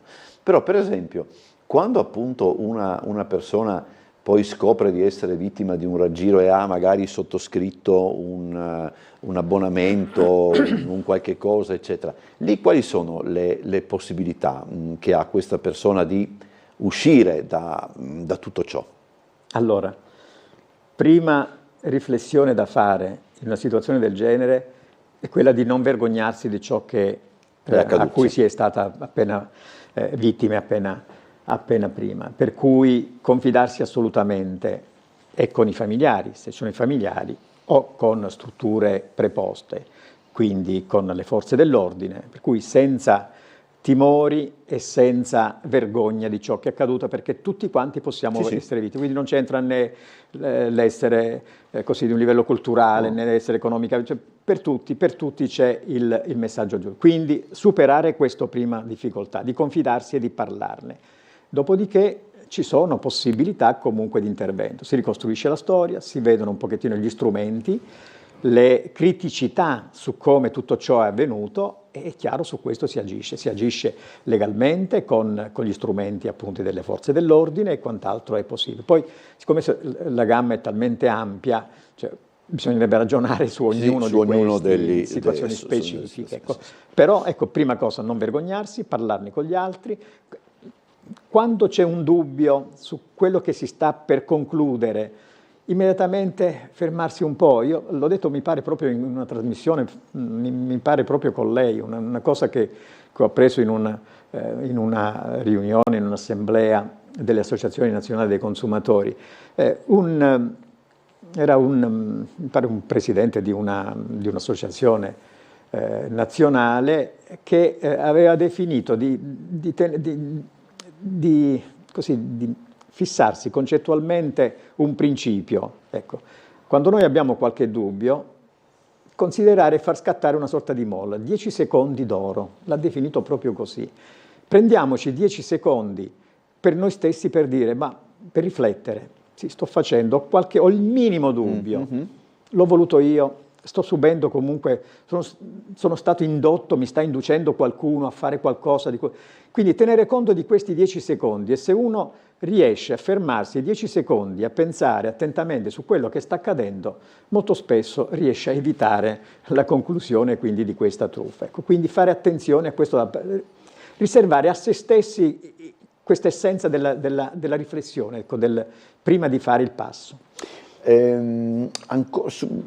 un argomento questo che non ha a che fare con le truffe, ma che però, insomma, secondo me prima o dopo deve essere affrontato in qualche modo. Molto spesso il cittadino ha bisogno di contattare alcune istituzioni, no? Che sia la banca, che sia, insomma, molto spesso. Però sempre più spesso veniamo fatti parlare con delle voci registrate che ci dicono schiaccia 1 se ti serve questo, schiaccia 2 se ti serve quell'altro. Quasi sempre poi alla fine va a finire che comunque parli con un operatore, perché magari, non so, il tuo caso tu lo ritieni abbastanza specifico, quindi non rientra nelle categorie che ti vengono proposte, eccetera. Questo credo che scoraggi parecchi dal telefonare, dal chiamare. Insomma, se uno ha bisogno, non so, ma basta solo se uno ha un problema con con la propria utenza telefonica, non necessariamente per cambiarla o altro, con la banca non ne parliamo. Cioè, questa è per certi aspetti una sorta di, virgolette, deriva che non mi pare venga corretta. Allora, lei adesso ha introdotto un tema molto molto grande. C'è un'evoluzione sociale, sì, un'evoluzione dell'organizzazione dei sistemi sociali, che va dalla comunicazione all'acquisizione dei servizi, all'accesso ai servizi. E qui nasce un punto interrogativo grande. Quanti tra i cittadini tutti sono nelle condizioni di possedere gli strumenti per interagire con tutto ciò che la modernità ci sta imponendo, e quanti invece no? Questo diventa il tema centrale del malessere della società di oggi. Oltre il 50%, da studi, rilevazioni effettuate, oltre il 50% dei cittadini nella loro totalità non possiede questi strumenti.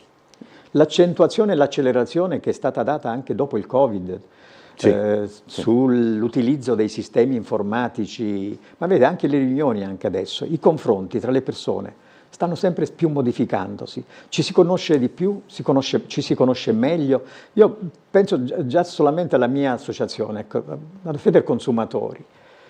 Bene, prima facevamo tantissime riunioni in presenza, ci si conosceva tra i presidenti, ci si scambiavano tante idee, opinioni confidenziali. Beh, questo non avviene più. E noi siamo un piccolo esempio, figuriamoci comunque nelle strutture importanti. Si fa tutto tramite, gli incontri sono tutti quanti fatti tramite web, quindi con le call, con i collegamenti, si inaridisce la relazione, si impoverisce anche il contatto e quindi questo sta modificando in una maniera straordinaria tutti i nostri comportamenti.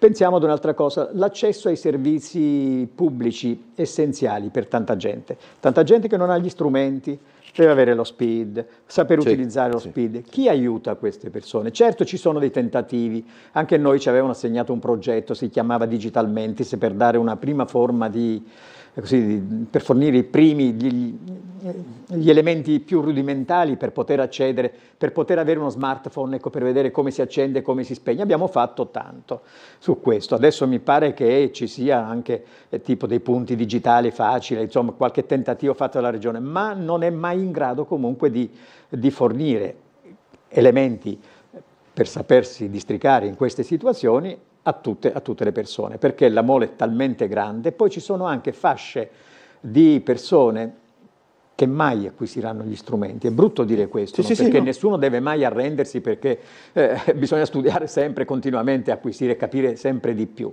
Ecco, però io ritengo che ci sono fasce sociali, fasce di persone che... Allora, cosa si fa con queste persone? Li si lascia così?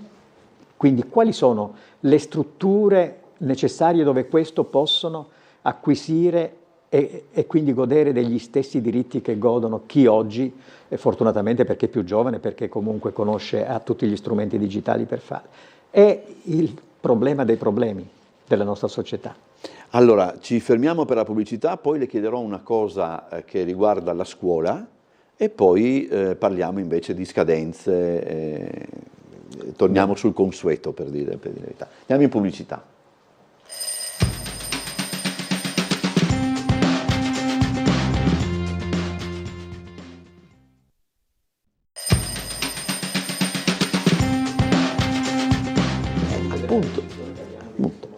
Allora, siamo in compagnia di Angelo D'Adamo di Federconsumatori, presidente regionale, 040 977 8910, sveglia Trieste @tele4.it. Per esempio una signora dice: anche per chiamare un taxi è diventato difficile per una persona anziana.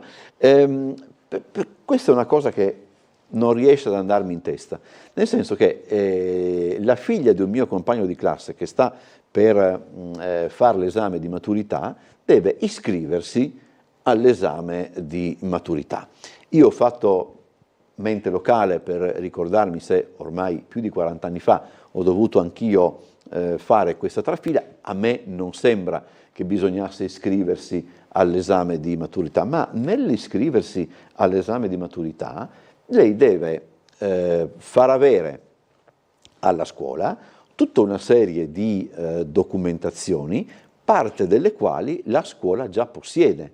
Quindi dice: com'è sta storia? Non ne viene fuori. Un mio cugino sostiene: beh, se nel nostro paese, se questo comporta timbri, bolli o cose del genere, è facile che in questo paese si arrivi ad inventarsi anche questo, perché l'Italia è attratta dal timbro e dalla marca da bollo. Però francamente sembra un po' strano che questa ragazza debba ripresentare a questo punto una documentazione che la scuola già possiede.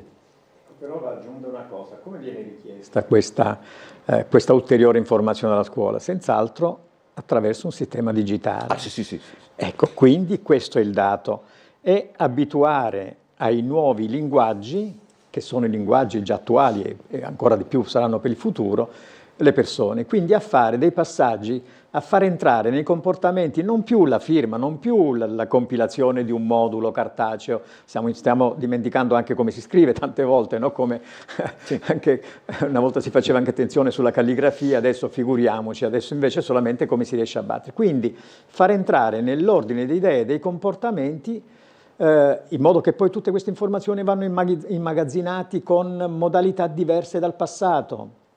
Perché tutta la documentazione cartacea oggi che esiste non è tutta quanta digitalizzata. Questo è dentro il processo di digitalizzazione e quindi informatizzazione di tutti i nostri comportamenti, le nostre comunicazioni, le nostre relazioni con la pubblica amministrazione, in questo caso con la scuola.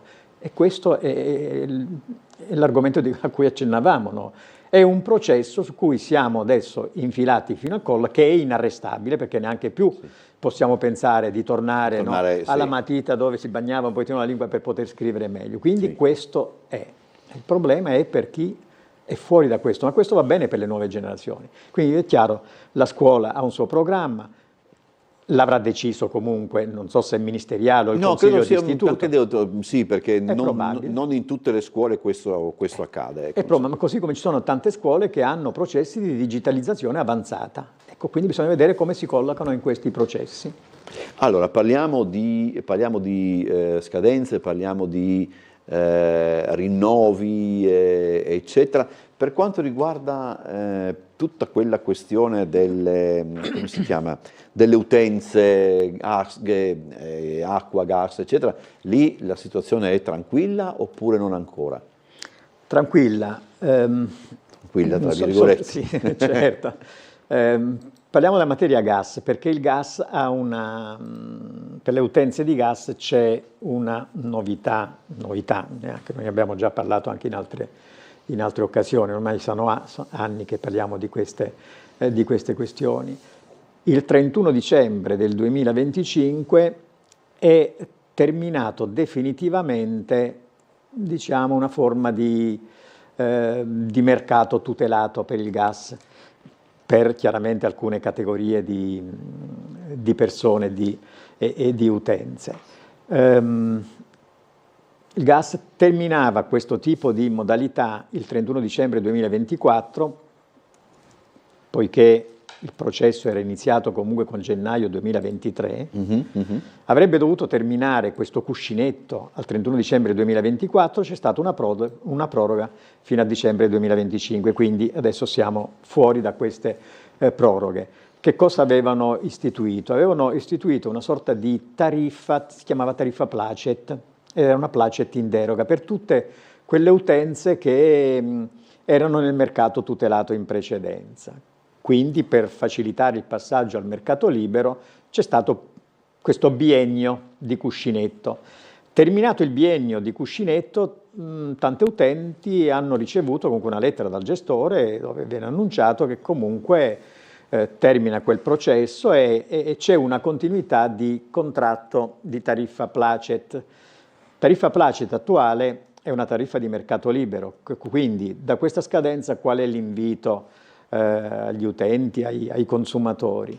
È quello di cercare di capire bene, di fare un approfondimento sul tipo di tariffa che le viene praticato, i criteri e gli elementi essenziali di quella tariffa, fare un approfondimento, vedere se, perché siamo nel mercato libero e ci sono 700 società di vendita di gas e di energia elettrica oggi sul mercato italiano, e verificare se quella tariffa che gli viene applicata è la più vantaggiosa al momento, oppure è necessario contrattarne e quindi fare scelte diverse. Per fare questo, come si fa? È chiaro, subito viene la domanda. Per chi ha dimestichezza con gli strumenti digitali, quindi torniamo all'argomento precedente, e quindi per una massa comunque enorme intanto che ha queste possibilità, sarà il 50%, entra nel sito di ARERA, va nel portale delle offerte e può fare un raffronto intanto per capire quali sono gli elementi pregnanti che costituiscono la tariffa, qual è il costo della materia prima, quali sono gli altri costi che sono propri dell'azienda fornitrice, che sono diverse da società a società, valutare qual è il suo consumo annuo, questo lo trova già oggi in bolletta, qual è stato il costo, la spesa che ha effettuato nell'anno precedente, un anno intero. Quindi valutare qual è il suo profilo di consumo rispetto a questo e verificare se quella tariffa che viene applicata è la più vantaggiosa oppure è bene sceglierne altre. Noi dobbiamo abituarci a questa, così come le facciamo per la telefonia, adesso anche per queste altre utenze noi dobbiamo assolutamente farlo. E quindi questo a cui è bene farlo. Chi non è in grado di fare da solo questo tipo di simulazione, anche di ricerca, può, naturalmente con noi, con le possibilità che abbiamo, comunque può affidarsi anche all'associazione dei consumatori per farsi aiutare e capire meglio come districarsi in questo mercato, che è un mercato molto molto complesso ed è anche un mercato che è molto interessante per la spesa che comporta il budget familiare per ognuno di noi. C'è una curiosità che mi è venuta in mente adesso. Molto probabilmente non tutti noi siamo a conoscenza di alcuni benefici che possono arrivarci, no? Faccio questo riferimento perché avendo superato i 60 anni, ci sono comunque delle agevolazioni che magari uno non pensa di poter ottenere perché suppone che queste agevolazioni gli arrivino con la pensione. Per esempio, con i miei compagni di classe dovevamo fare un viaggio in treno e ci siamo accorti che c'erano degli sconti per gli over 60 e noi purtroppo over 60 lo siamo e quindi abbiamo goduto di questo beneficio. Siccome tutti quanti lavoriamo, non ci era venuto nemmeno in mente che potessimo avere questa... Cioè, anche su questo bisogna prestare una certa attenzione. Beh, certo. Qui torniamo ad un dato. Le offerte oggi che vengono fatte sono tante, sono cambiate le regole del commercio, sì. Le regole ad esempio anche delle grandi aziende, così il trasporto, lei prima parlava dei treni e così via, prima c'era un tariffario molto strutturato, sì. C'era sconto comitiva, c'era sconto di età e così via. Adesso ci sono tantissime altre modalità e anche qui sempre rientriamo. Quanti hanno la capacità di accedere a questi servizi, a queste opportunità che si creano. Ad esempio, anche il trasporto aereo, beh, che senso ha? Viaggio a Londra, uno lo paga 30 euro e un altro 150 o quello che è. Com'è possibile questo? Anche qui, chi ha la capacità comunque di entrare nei meccanismi di comprensione, quindi commerciali di quella società, riesce a trovare situazioni molto vantaggiose. Io conosco anche amici e amiche che riescono a fare dei viaggi a costi veramente risicati fino all'inverosimile, no? Tant'è che vado a fare una passeggiata, vado a Londra, così come magari arrivare a Milano ad andare a visitare un museo e basta. Ecco, quindi sempre qui sono tantissime le opportunità. Complicato un po' per certe fasce di età e di persone capire bene questi meccanismi, entrare in queste comprensioni di modalità commerciali e quindi appropriarsi di queste opportunità. Dobbiamo fare sempre di più, studiare sempre di più, cercare di capire sempre di più, stare sempre di più al passo con i tempi. È complicato, ma così è. Allora dice questo telespettatore: buon proseguimento, tanti auguri. Oggi, secondo il giorno lavorativo, le banche rinviano le pensioni desumo al 5. Dicono che basta un click, secondo me fanno quello che vogliono. Fanno quello che vogliono, sono d'accordo comunque con loro. Noi sempre comunque, chiaramente noi siamo di parte, per cui essere di parte significa da parte dei consumatori, però ci scontriamo molto spesso con strutture, con giganti, e tante volte con i giganti, cioè è difficile spuntarla, ecco, la semplifico così la risposta. Però c'è sempre Davide contro Golia. C'è sempre Davide contro Golia, perciò non bisogna arrendersi mai e continuare sempre a... Lei ha citato prima le compagnie aeree, no? Adesso non so se c'è un programma, o comunque ieri, per pura curiosità, su YouTube ho trovato questo canale dove fanno vedere tutti i problemi che si verificano. Vediamo questo, poi eventualmente faccio poi la domanda. Allora, lo stesso comune di residenza dovrebbe inviare al cittadino over 60-67 una brochure con l'elenco di tutti i contributi, agevolazioni e sconti cui hanno diritto i cittadini sopra una certa età. E cosa utile? Sarebbe cosa utile. Ci sono dei comuni che già lo fanno. Dipende dalla sensibilità di un'amministrazione comunale sui servizi ai cittadini.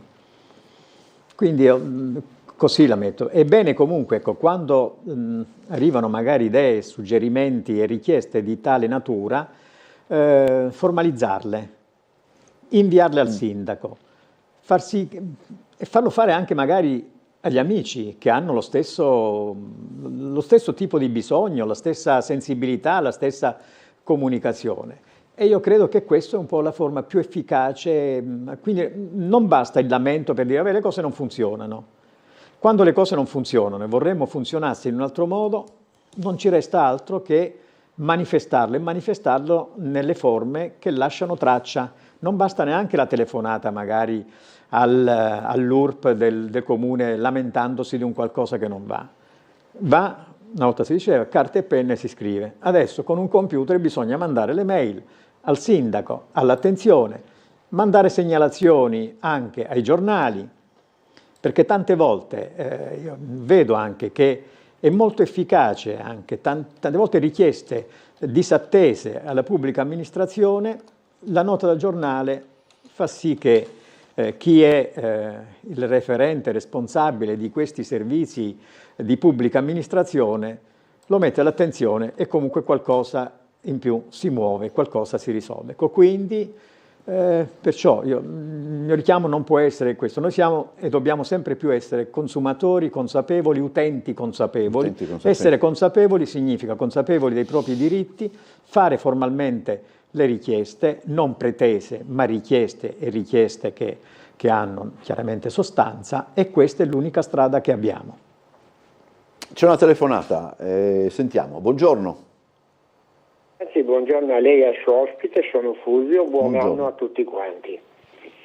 Allora, guardi, io molte volte ho provato anche a scrivere al piccolo, ma non mi pubblicano quello che scrivo se tocca certi argomenti. Allora, cominciamo. Il signore è di un'associazione che dovrebbe tutelare i consumatori, come uguale sono i sindacati. Quindi non dovrebbero andare dietro al guinzaglio come i politici, dietro ai partiti.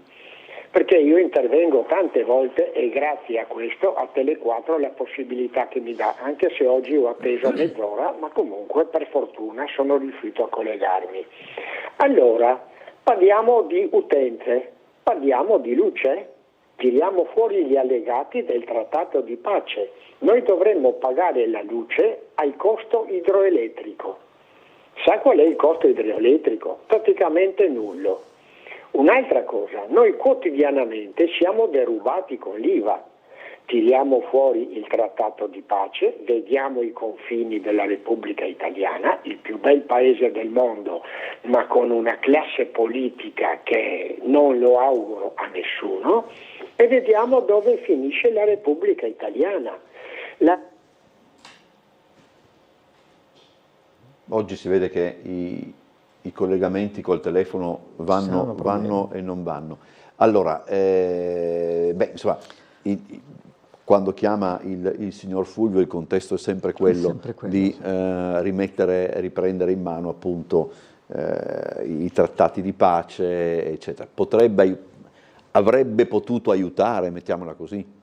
ma senz'altro potrebbe aiutare, però il problema è sempre cioè chi lo decide io, lo decido io, lo decide l'associazione dei consumatori, quindi sono tematiche talmente grandi su cui se non è in grado la politica, e mettiamo la politica con la P maiuscola, ecco, senza neanche metterci magari gli interessi di gruppo, non riesce a risolverlo, io insomma non ho io la risposta, ecco, a questa, onestamente non ho la risposta a questo, al quesito che ha posto, all'osservazione che ha posto, se non che possiamo essere d'accordo che troppo spesso magari la politica elude un po' i problemi veri, non li affronta, non li risolve, o perché è troppo difficili da risolvere, non so, perché insomma ci sono sempre delle valutazioni e delle ragioni per cui certe cose non accadono. Io non credo insomma che siano argomenti, seppur utili nella segnalazione, ecco, di trasmissioni come queste, ma non credo insomma possa essere la sede di approfondimento e di risoluzione. Allora, vediamo, c'è ancora una telefonata, forse il signor Fulvio. Pronto, buongiorno, no. Sono in linea? Sì, prego, buongiorno. Buongiorno. Buongiorno Bosacci, un augurio di buon proseguimento a lei e a tutta la redazione, sempre molto efficienti e molto simpatici, al gentile ospite e a tutti i telespettatori di Tele4. Allora, io volevo proporre due riflessioni inerenti al tema del gentile ospite, ovvero il fatto della digitalizzazione. Allora, nell'ambito della digitalizzazione si è visto che negli ultimi 3 governi, questo è un dato certo, c'è stata una sorta di politica del Marchese del Grillo, perché nonostante che ci siano delle leggi ben definite, ben chiare, abbiamo visto che c'è una sorta di illegalità istituzionale. No? Porto un esempio. Il gentile ospite metteva in risalto sul discorso che c'è una parte della popolazione o che non vuole, che non ci arriva a essere digitalizzata. Il punto è che la legge, io ho parlato col presidente, anzi il segretario nazionale dei dirigenti della pubblica amministrazione, di conseguenza credo che dopo di lui non esista come autorevolezza, autorevolezza, no? Altre figure, e mi diceva che le leggi che stabiliscono che le pubbliche amministrazioni devono venire incontro al cittadino, ripeto, devono venire incontro, non sono state abrogate. Cioè tutte queste stupidaggini del prendere l'appuntamento, tutte queste robe che alla fine ho visto che io ho assistito a un caso di una persona che è stato 1 ora e mezza al telefono per aspettare la linea, per prendere il famoso operatore, 1 ora e mezza al telefono per poi risolversi una stupidaggine, una cosa mostruosa, no? E poi anche tutte le dinamiche diventano tutto complesso, perché poi alla fine non è che serve per agevolare il cittadino, serve per agevolare l'amministrazione in cui il governo non spende per rendere efficiente quel tipo di entità. E poi quello che mi ha colpito di più in questa illegalità diffusa sulla digitalizzazione mi ha colpito molto che ad esempio di figure come la sua, cioè le associazioni di categoria, le associazioni di consumatori, i sindacati eccetera eccetera, nonostante che sappiano, siano al corrente, e se non lo sanno è molto grave, che la legge prevede che deve essere la pubblica amministrazione a venire incontro al cittadino e non viceversa, se ne stanno tutti quanti zitti e accettano passivamente questa imposizione dall'alto. Questa è la prima. La seconda riflessione che voglio riportare è in quanto riguarda le truffe telefoniche. Allora, i famosi 10 secondi d'oro, guardi, è giustissimo, cioè la prova è 100%, però non se ne parla, e questa è una cosa che mi preoccupa tantissimo, del fatto che esiste un nuovo tipo di truffa, la voce clonata. E praticamente si diceva la telefonata, si dice 2 volte pronto, viene registrato e di questo fa tutto di più. Ecco, volevo capire il suo punto di vista. Grazie, buongiorno. Grazie, prego. Allora, per quanto riguarda l'illegalità diffusa sulla digitalizzazione, le leggi ci sono, ma naturalmente le deve applicare chi è responsabile comunque dell'applicazione delle leggi. Io quello che posso dire, noi continuamente rileviamo questo grande disagio, questo diritto negato ad una molteplicità di cittadini. Detto questo, poi dall'altra parte c'è chi decide. Prima citavo comunque un esempio. Alcuni anni fa, dopo il Covid, c'era stato, per aiutare proprio, perché è chiaro l'intervento sulla formazione e dare appunto il sostegno alle persone per inserirsi, per entrare nel mondo della digitalizzazione nel migliore dei modi, c'era stato assegnato un progetto. Il progetto si chiamava Digital Mentis. Naturalmente partiva sperimentalmente con 9 regioni. Noi come Federconsumatori e Friuli Venezia Giulia avevamo aderito.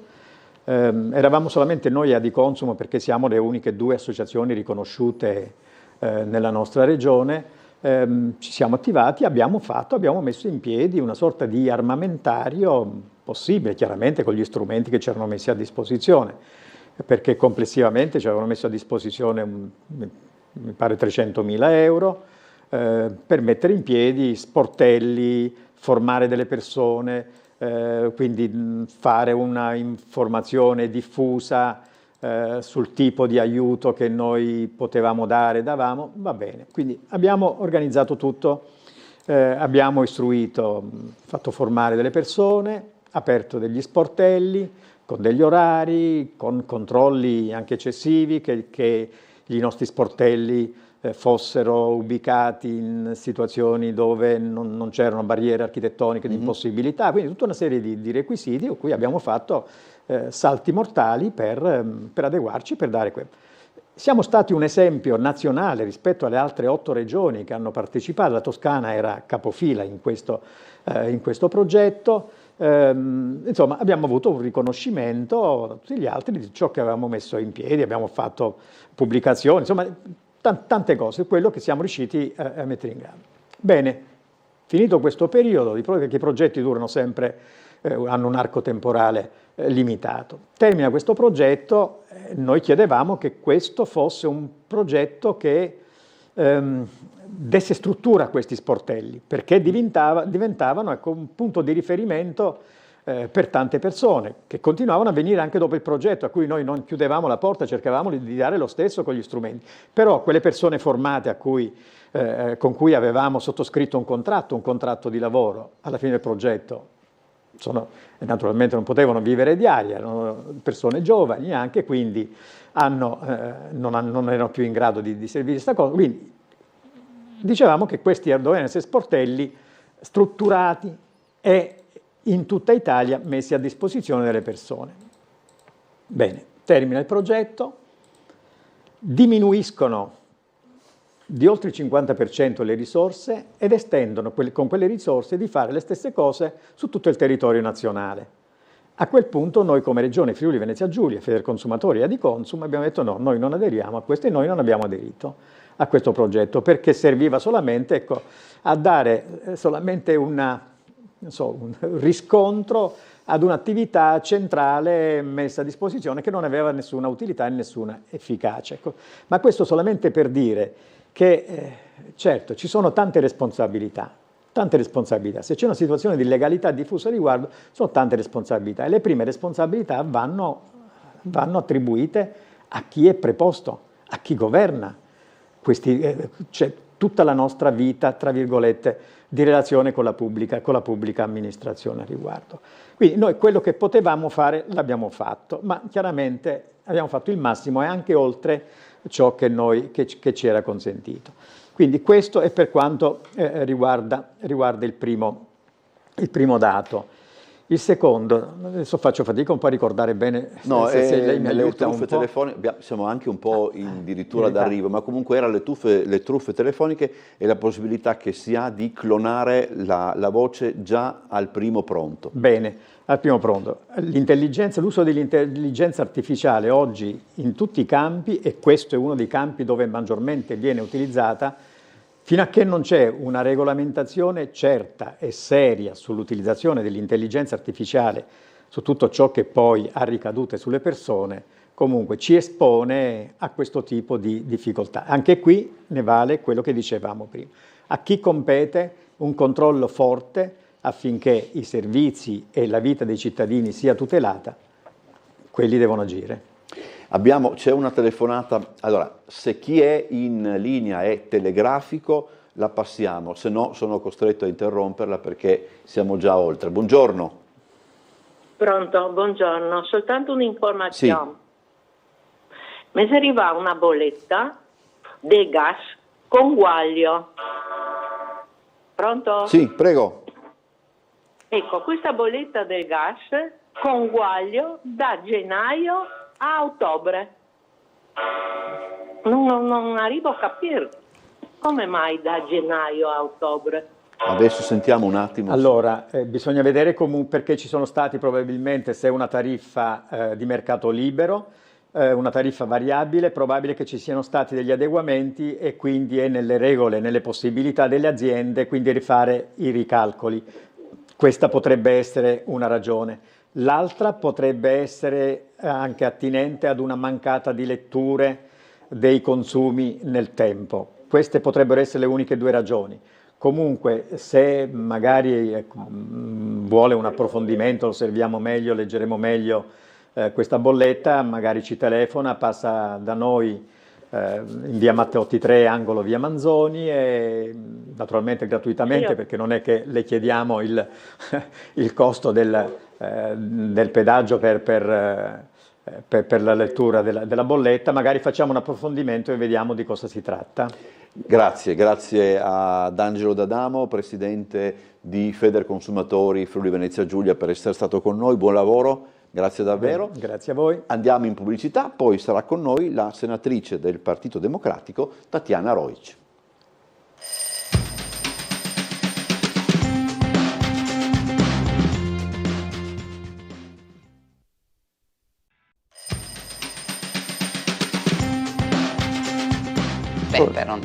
Allora, come annunciato, siamo in compagnia della senatrice Tatiana Rojc, grazie per essere tornata nei nostri studi. Allora, io direi, senatrice, partiamo subito da questo suo commento, che si trova fra l'altro oggi sul Piccolo, per quanto riguarda, aspetti che lo ingrandisco così si vede meglio, per quanto riguarda il bilancio di fine anno del Presidente Federica. Lei, insomma, l'autrice Elisa Coloni sintetizza il suo intervento con le illusioni.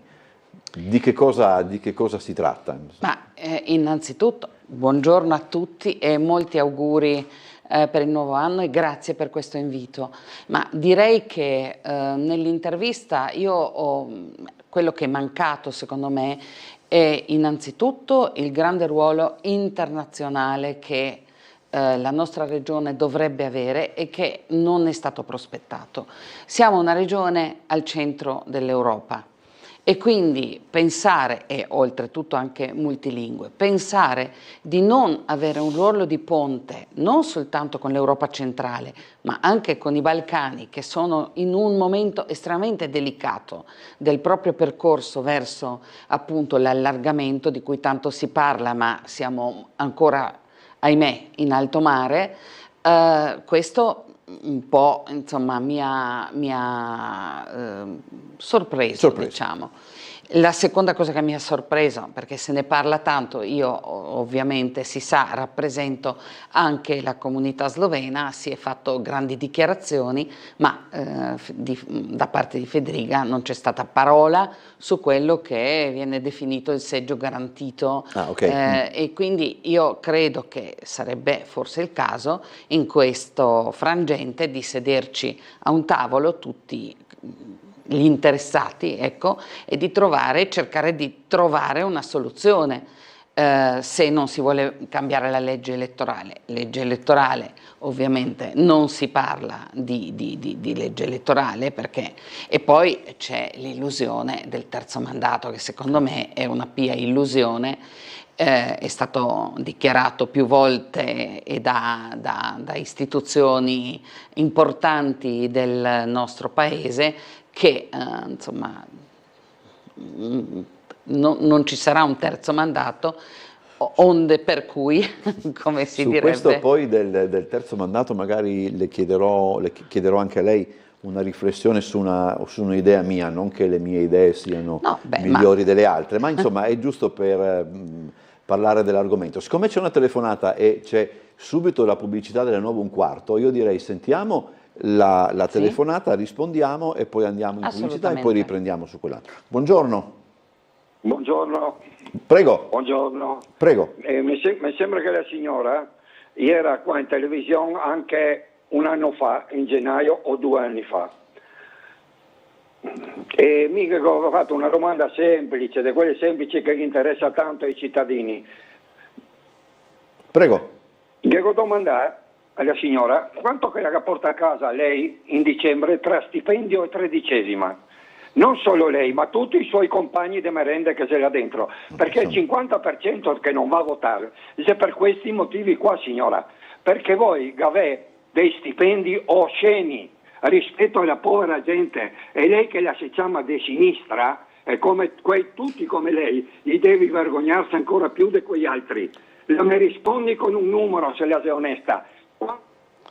Gli stipendi sono dichiarati, sono pubblici, sono uguali per tutti, non abbiamo la tredicesima, sono onnicomprensivi anche per le spese dei collaboratori, quindi è un importo che è un importo importante, ma anche l'impegno, se mi posso permettere, è un impegno importante, e in questo come dire, nella quota che riceviamo e che percepiamo abbiamo anche, sono compresi appunto, come detto, tutte le spese che dobbiamo sostenere, dai trasporti agli alloggi, ai collaboratori che evidentemente paghiamo, a ciò che versiamo ai partiti, perché non c'è più il finanziamento pubblico dei partiti.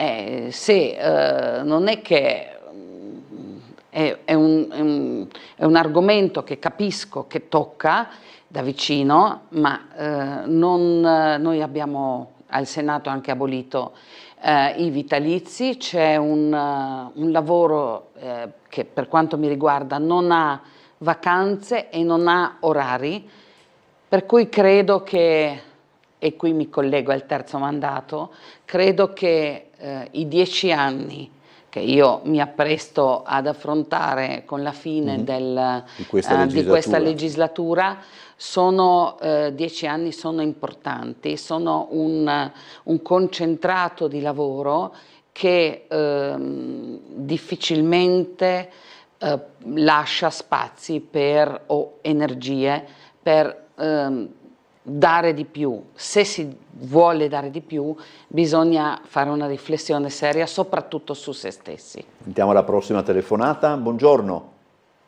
Buongiorno, sono io in linea. Buongiorno, sì. Buongiorno, sono io in linea. Volevo dire intanto auguri a tutti quanti, soprattutto alla senatrice, e auguri alla sinistra che sta andando molto molto male.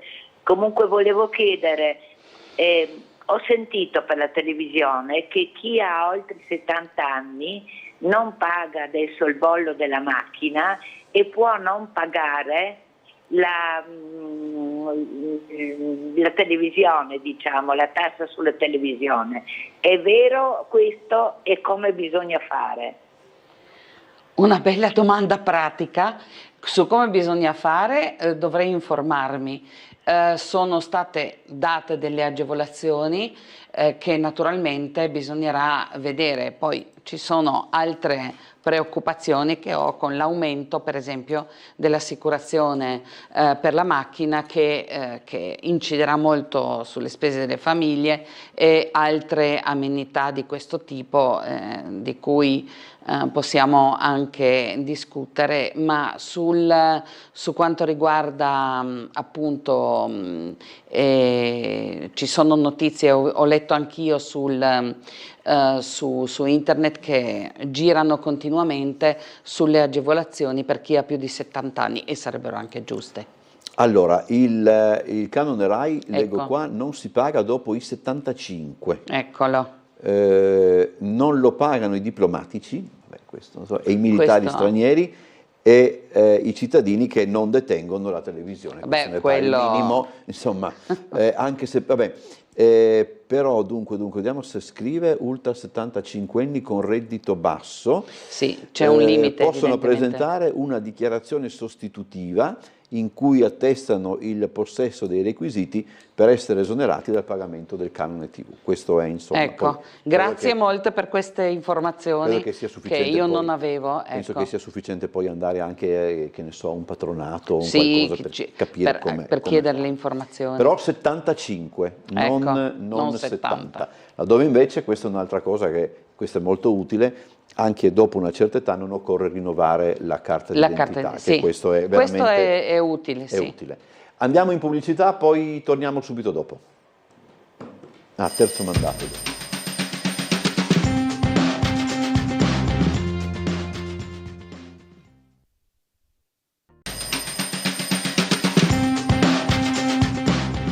Allora, abbiamo un'altra telefonata, poi vediamo se riesco a fare quella domanda sul terzo mandato. Buongiorno. Pronto? Non c'è? Allora, ecco, sul terzo mandato.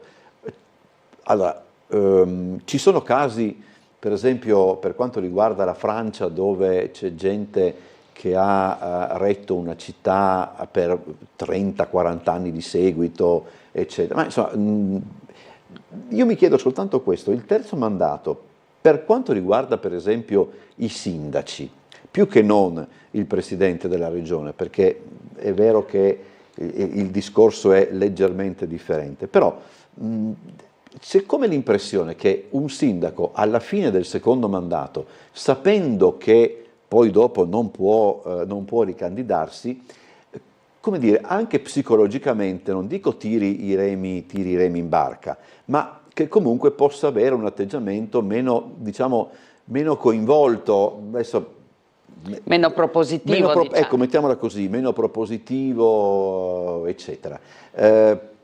Potrebbe, secondo lei, questo giocare a favore di un terzo mandato, oppure francamente, non so, ripeto, è una questione sulla quale non riesco a farmi un'opinione, posto che uno debba farsela, ma insomma. No, ci sono ovviamente sindaci e sindaci. Quando si gestisce o si governa una grande città, credo che 10 anni siano molto, molto pesanti. Per quanto riguarda i piccoli comuni il discorso è un po' diverso, ovviamente anche perché il contatto col cittadino è più immediato, quindi uno si rende probabilmente più conto delle esigenze, delle difficoltà, delle necessità che hanno i cittadini se ha un contatto più diretto. Sì. Chiaramente io mi domando sempre, andando a Roma ogni settimana, quanta difficoltà abbia un sindaco di una città come Roma, ma come Milano, ma come le grandi città, che alla fine hanno esigenze molto molto difficili, a cominciare dalle cose più banali che può essere lo smaltimento dei rifiuti, per arrivare fino alle cose più insomma, importanti. Se pensiamo che Roma ha supportato e sopportato 35 milioni di presenze per il Giubileo, è una difficoltà notevole, quindi 2 mandati penso che possano anche bastare, anche perché l'innesto di nuove idee ha bisogno di un rodaggio, ma ha bisogno anche di nuova linfa. Andiamo alla prossima telefonata, poi abbiamo delle mail. Buongiorno. Buongiorno. Prego. Allora, volevo chiedere una curiosità, no? Qualche mese fa l'Istat ha mandato a milioni di italiani una lettera per fare il censimento, no? Allora hanno fatto anche, bisognava telefonare a dei numeri che qualche volta erano sempre occupati. Quando riuscivi a parlare ci facevano anche domande un po', scusate, idiote, che potevano essere anche tranquillamente sapute tramite gli uffici dei comuni, la Guardia di Finanza, eccetera. Ma cosa è successo? Che probabilmente molti anziani magari erano all'ospedale, gente era in ferie all'estero, altri hanno dimenticato la lettera E cosa succede? Che chi non fa il censimento, dopo qualche mese, ti arriva dall'Agenzia delle Entrate una bella sanzione che varia da 200 euro, ma può arrivare fino a 5.000. Allora mi sembra ancora una volta come lo Stato italiano vuole sempre fare cassa contro le fasce più deboli della popolazione, perché questa era proprio inutile e ha fatto perdere tempo e probabilmente soldi a molti cittadini, mentre ad altri che ne combinano di tutti i colori, truffe e quant'altro, li perdonano e va bene così, e poveri. Ecco, tutto qua. Okay. Grazie, buongiorno. Grazie, sentiamo. Grazie, direi che questo ragionamento dello Stato che mette la mano sempre in tasca alle fasce più deboli è un ragionamento che abbiamo fatto spesso tutti noi cittadini che regolarmente paghiamo le tasse, che ci troviamo poi a fare i conti con chi magari ne paga di meno o evade e poi si ritrova ad avere dei condoni, e su questo abbiamo cercato di fare battaglia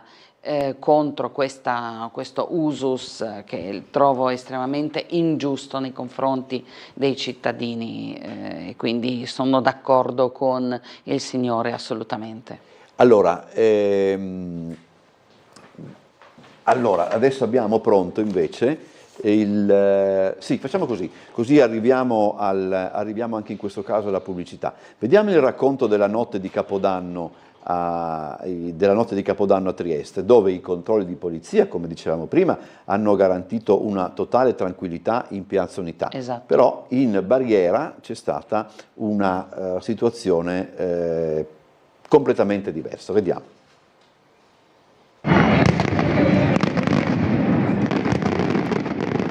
Un'oasi di pace e divertimento in Piazza dell'Unità, il Far West, con tanto di bottigliate e frammenti di vetro tra i passanti, in largo barriera. Sono i due volti della notte di San Silvestro a Trieste. Nel salotto buono della città, 80 fra poliziotti, carabinieri e steward hanno garantito il perfetto svolgimento della serata, tra canti, balli e fuochi d'artificio, con buona pace dei droni. I botti costano un quinto e divertono di più.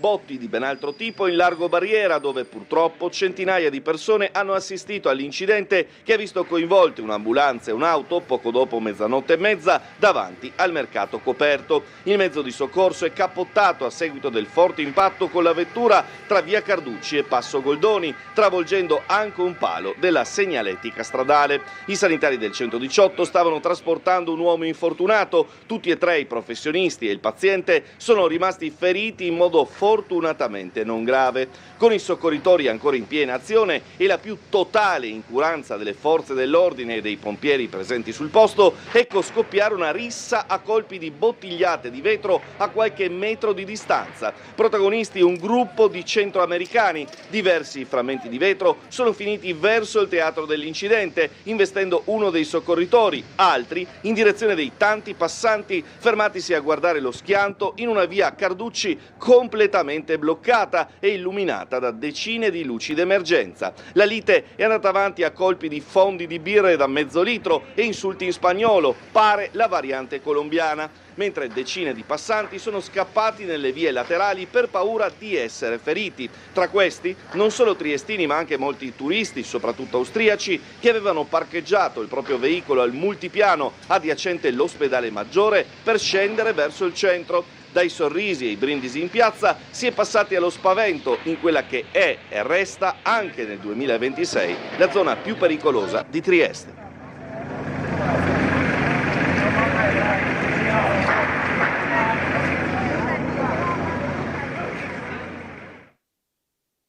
Una breve considerazione, no, su... Beh, certo, io mi domando cosa stia succedendo, soprattutto cosa stia succedendo soprattutto alle giovani generazioni. La sicurezza, o almeno la sensazione di sicurezza che il cittadino deve avere, è la prima causa di disagio. Ora, sapere che ci sono dei quartieri a Trieste dove insomma non è più così normale camminare, ci deve far pensare.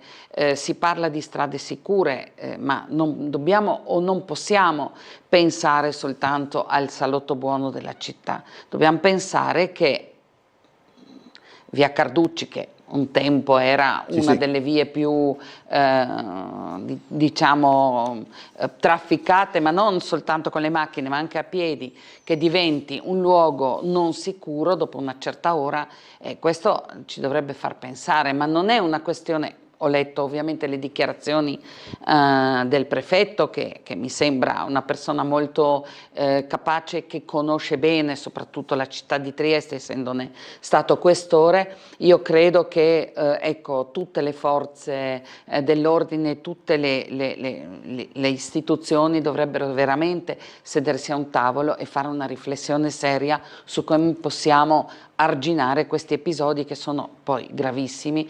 Noi facciamo bene a promuovere Trieste come città del turismo, ma poi se abbiamo questi episodi il turista si farà delle domande e certo non è un bel biglietto da visita. Andiamo in pubblicità.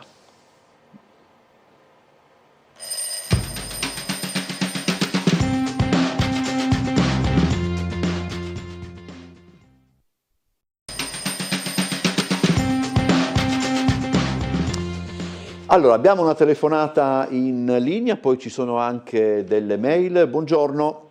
Buongiorno carissimi, intanto auguro buon anno e anche buon lavoro al conduttore e alla senatrice. Grazie. Buon anno anche a lei. Persona che ammiro moltissimo. Alla senatrice volevo fare una domanda più tecnica che politica, anche se presenta risvolti politici molto importanti. Prima la senatrice ha detto all'inizio del suo discorso che aveva una certa perplessità nei confronti della regione per non aver messo in un programma all'allargamento, quello lei e il signor Enrico, il famoso allargamento ai paesi balcanici. Però voglio ricordare che lì ci sono dei grossi problemi, in quanto c'è il problema della Bosnia e Erzegovina che ha anche delle etnie croate e serbe, e quindi ci sono 3 nazioni interessate. E poi c'è il problema del Kosovo, dove c'è anche una forte etnia serba, soprattutto nella parte settentrionale del Kosovo. Quindi sono problemi seri, almeno che quindi si parla di allargamento all'Unione Europea, presumo. Certo. Quindi credo che non si parli di allargamento all'Alleanza Atlantica.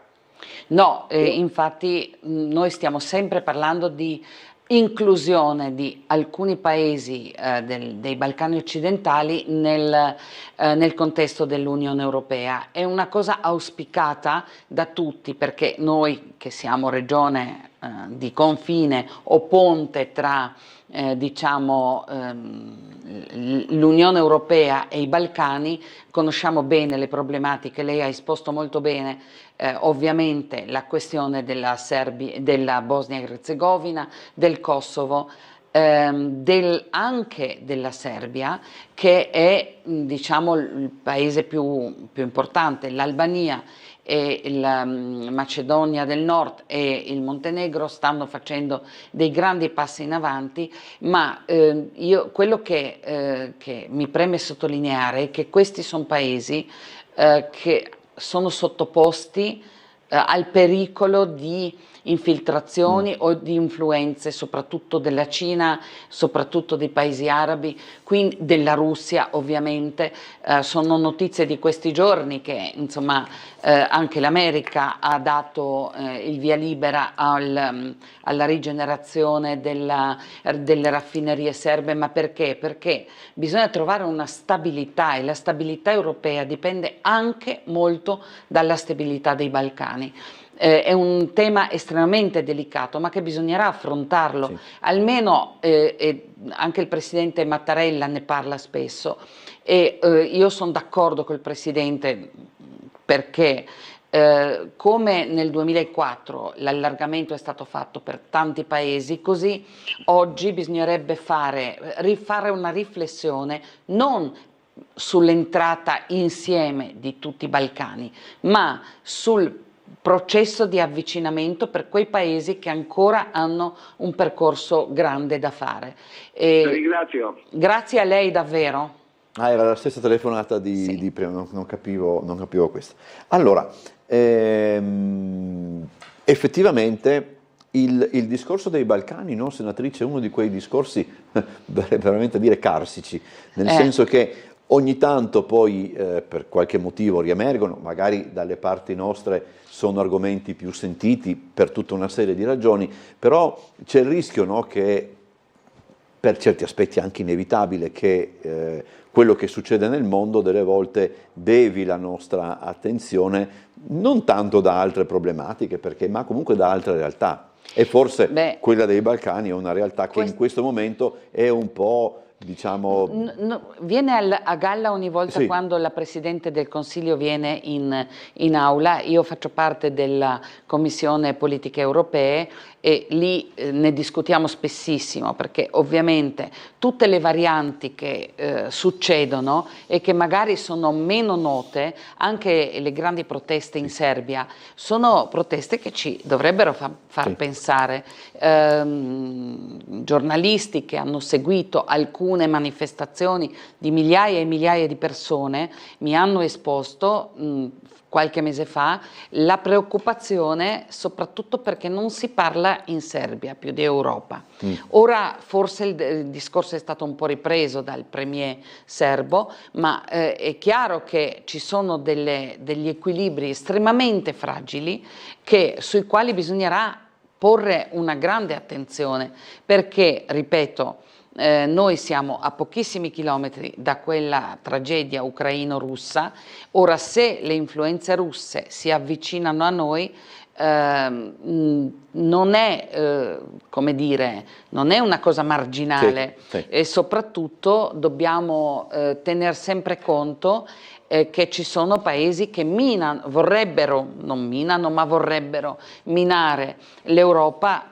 Orban è l'esempio più lampante, e anche su questo i Balcani giocherebbero un ruolo importante. Siamo alla prossima telefonata. Buongiorno. Pronto? Pronto? Prego. Buongiorno, volevo partecipare in trasmissione. Prego. Sto ancora ascoltando la sua interlocutrice. Ma allora però deve chiudere la televisione e parlare con noi al telefono, perché se no ci sono... Sì, ma non ci sono problemi. Prego. Ma adesso io riesco a entrare in diretta? Sì, prego, è già in diretta. Ok. Buongiorno. Buongiorno. Buongiorno e buon anno. Grazie anche a lei e ai suoi. Volevo riallacciarmi al discorso precedente di questi fatti che succedono con una certa frequenza a Trieste, dove sono coinvolti minorenni, ok? Allora, i discorsi politici finiscono tutti sì e di concreto non si fa niente. Però io vorrei proporre questo: c'è un minore che ha danneggiato, che ha provocato o indifferente cosa ha fatto, allora io addebiterei le spese ai loro genitori, perché qualcuno deve pagare. Oppure, in alternativa, se sono ragazzi non accompagnati che vengono dai paesi, io li rimanderei indietro, perché vuol dire che non vogliono integrarsi in Italia. Ok. Questa era la mia domanda, la mia domanda e anche proposta a questo punto. Grazie a lei. È una considerazione sulla quale chiaramente stiamo riflettendo tutti, perché ci tocca a tutti da vicino. Sui minori non accompagnati il discorso è molto ampio, perché noi abbiamo anche a Camposacro un centro di ragazzi minori non accompagnati. Non sono tutti che non vogliono integrarsi, poi bisogna vedere da che paesi provengono, da che realtà provengono. E qui si ritorna al discorso della sicurezza, della percezione della sicurezza che noi dobbiamo avere, ma che anche loro in qualche modo devono avere. Io ricordo sempre le affermazioni di Agrusti, che noi avremo bisogno come Regione Friuli Venezia Giulia di 80.000 lavoratori. Dove li troviamo? dobbiamo necessariamente rivolgerci a chi arriva da altre parti del mondo. Il problema è che noi magari li formiamo, questo sempre a Grusti, non uno qualsiasi, Confindustria, quindi noi li formiamo e poi loro magari emigrano in altri paesi. Quindi lui proponeva in una discussione anche informale magari la formazione nei singoli paesi, ma non è sempre così semplice, perché questi ragazzi scappano a volte non soltanto da territori con difficoltà economiche, ma anche da territori che sono in guerra, da territori difficili, quindi sono comunque delle generazioni di giovani provati. Dall'altra parte i nostri, anche qui non è che tutto è colpa dell'immigrazione, ci sono un esempio per tutti, i femminicidi che succedono in famiglia, la violenza sulle donne che succede in famiglia, quindi non è un problema di immigrati o altro. Qua è un problema di educazione, perché noi abbiamo perso, io credo, il concetto di bene comune. L'educazione, non parlo solo di famiglia, ma parlo anche di scuola, un progetto di educazione, perché quando non si ha rispetto per il bene comune che è bene di tutti, allora c'è un problema serio nella società. Poi c'è anche il problema serio della forse mancata speranza che le giovani generazioni hanno, e questo è una cosa che fa veramente male. Io credo che la mia generazione abbia mancato in questo. Facile, cioè, mi ci metto anch'io perché sì, è qualcosa. Sì. Sentiamo la prossima telefonata. Buongiorno. Tanti auguri di buon anno, sono Silvia. Buongiorno signora Silvia. Buongiorno, buon anno. Grazie, prima di tutto al dottor Bosazzi, perché sennò si arrabbia, ma anche naturalmente alla senatrice. Grazie. Ecco, allora, dove troviamo i lavoratori, no? Ecco, io un'idea ce l'ho dove li troviamo all'estero.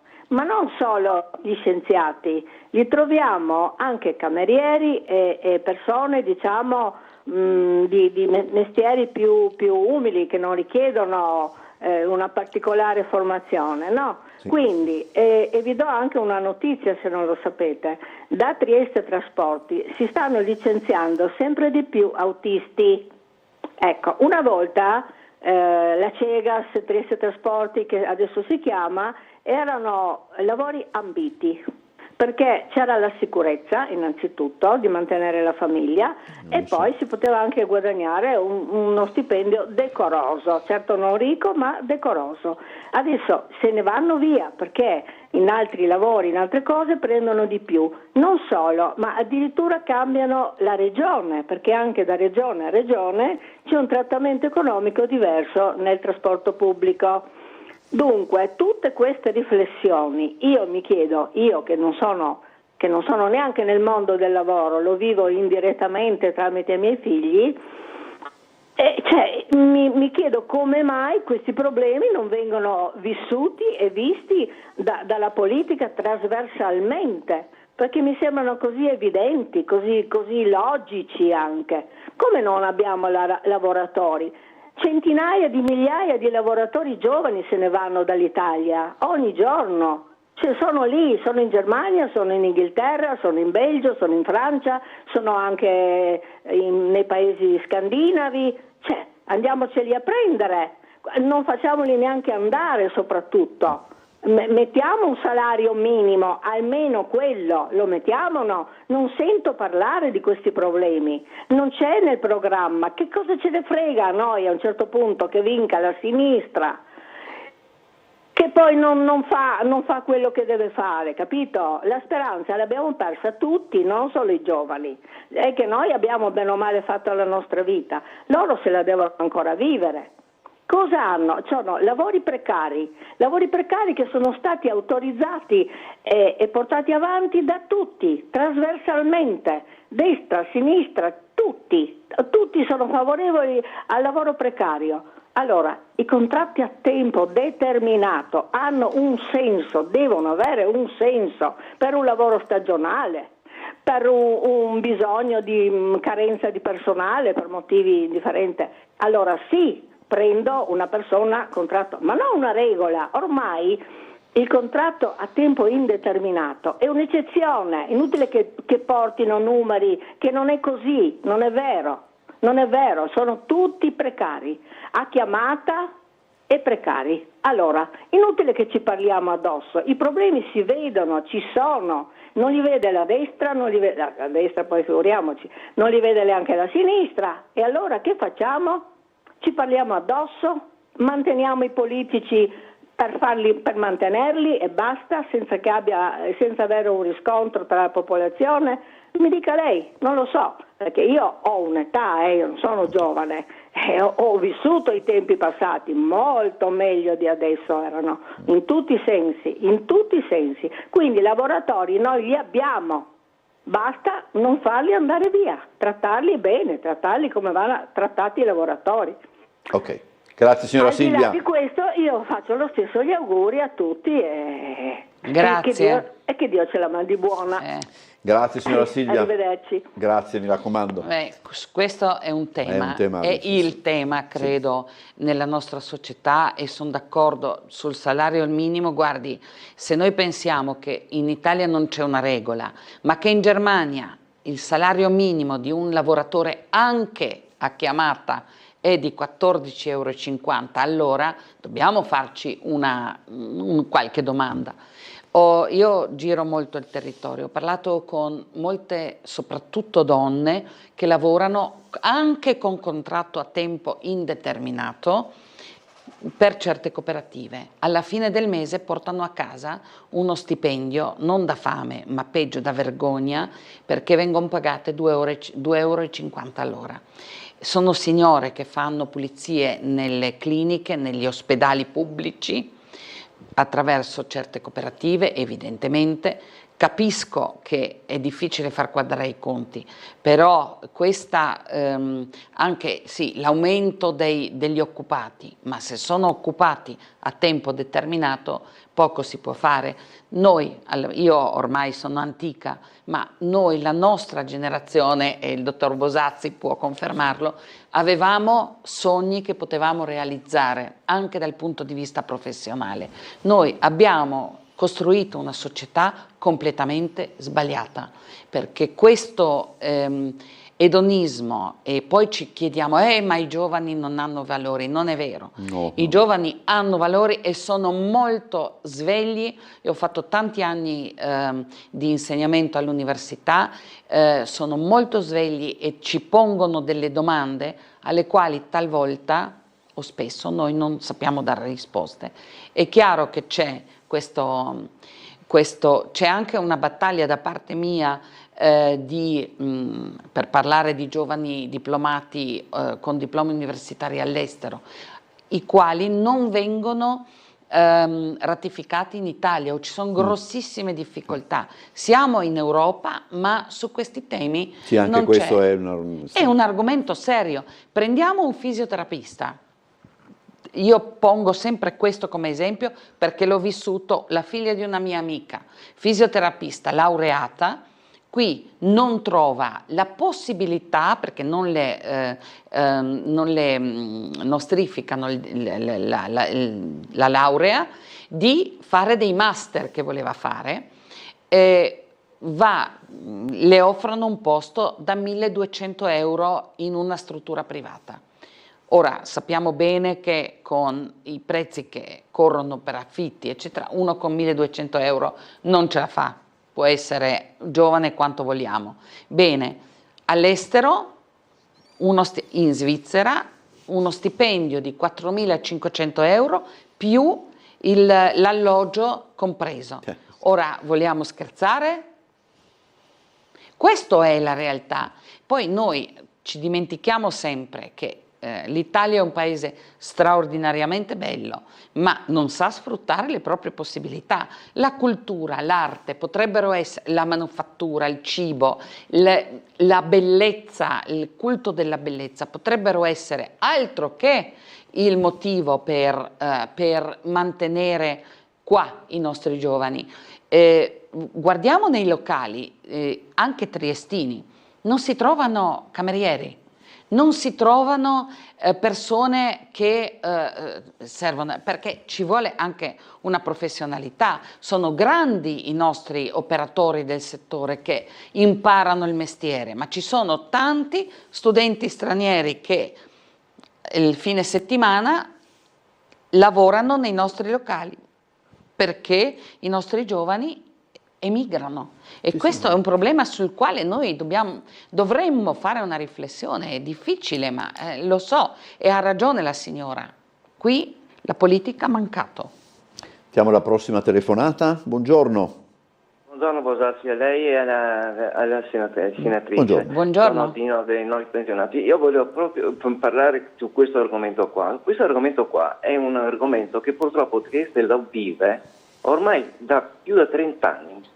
Adesso, senza guardare se di piazza una cosa dell'altra, purtroppo noi abbiamo perso dal 2000 in poi la bellezza di 30.000 persone solo che a Trieste, perché eravamo 227.000 Trieste città, adesso siamo 297.000, adesso sono 30.000 persone.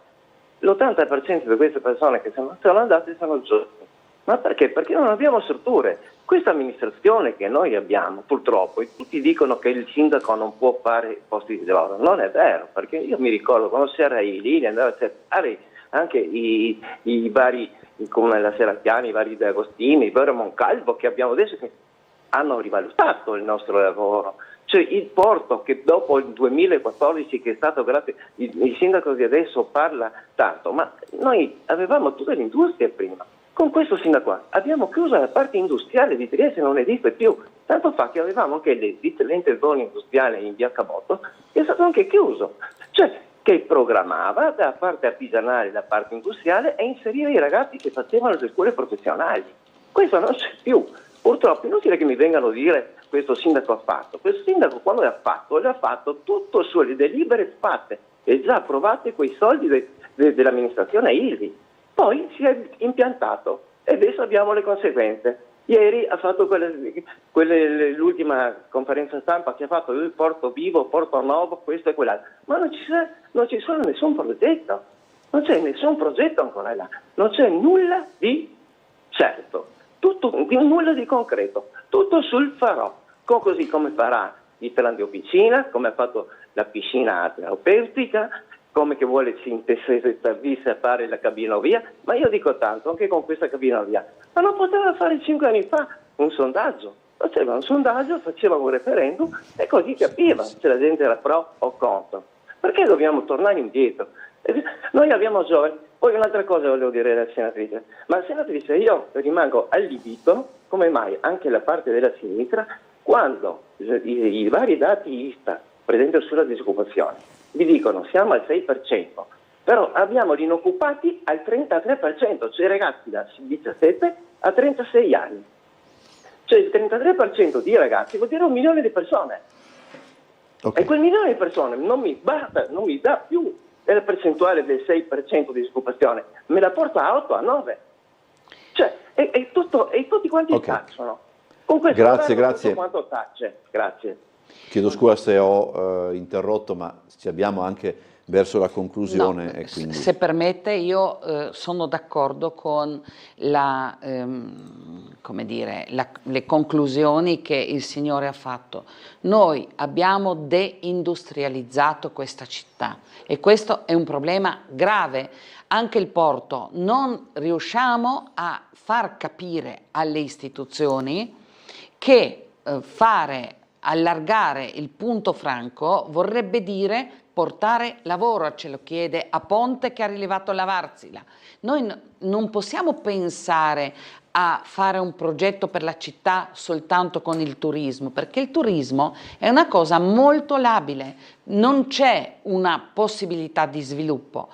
ne abbiamo parlato prima, se in Largo Barriera non possiamo più andare e i turisti che magari abitano da quelle parti in qualche albergo cominciano ad avere paura, si fa presto a modificare gli equilibri in questo senso. Quindi qua manca una visione del futuro. Portonovo, tutto bellissimo, ma se noi faremo soltanto uffici e alloggi, quel luogo non avrà più nessun senso. Cerchiamo di fare una progettualità ma insieme, non destra o sinistra. Ci sono cose che sono di interesse trasversale, se non lo capiremo non faremo mai dei passi avanti. Io mi dispiace, io sto combattendo per la questione del porto, del punto franco del porto.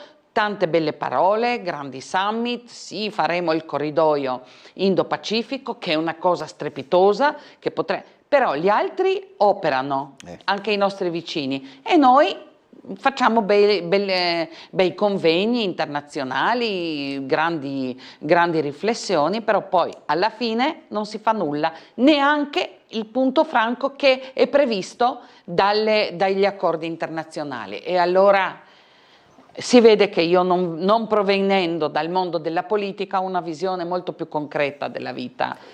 Allora, ci abbiamo verso la conclusione, non c'è tempo. Volevo farle solo un'ultima riflessione, rapidamente, vedo di concentrarla anch'io. C'è bisogno molto probabilmente di prendere in considerazione, no, senatrice, a fronte di un mondo dove tutto si svolge su internet, dove tutto si svolge in rete, eccetera, ci sono delle persone, non necessariamente anziani, che non riescono a...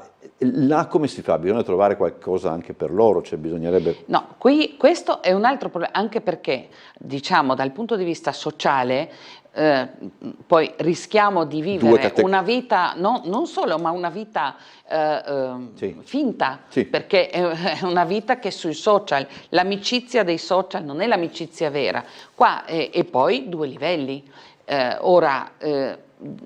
La scuola qui è importantissima perché deve aiutare i giovani a una formazione, perché l'intelligenza artificiale, internet, computer, tutto bello, ma sono strumenti che ci devono aiutare, non il mondo che non entriamo nel mondo, ma dobbiamo servirci di questo per crearci la nostra realtà. E qui il discorso si fa importante, profondo e con una visione verso il futuro sulla quale bisognerà appunto ragionare molto bene.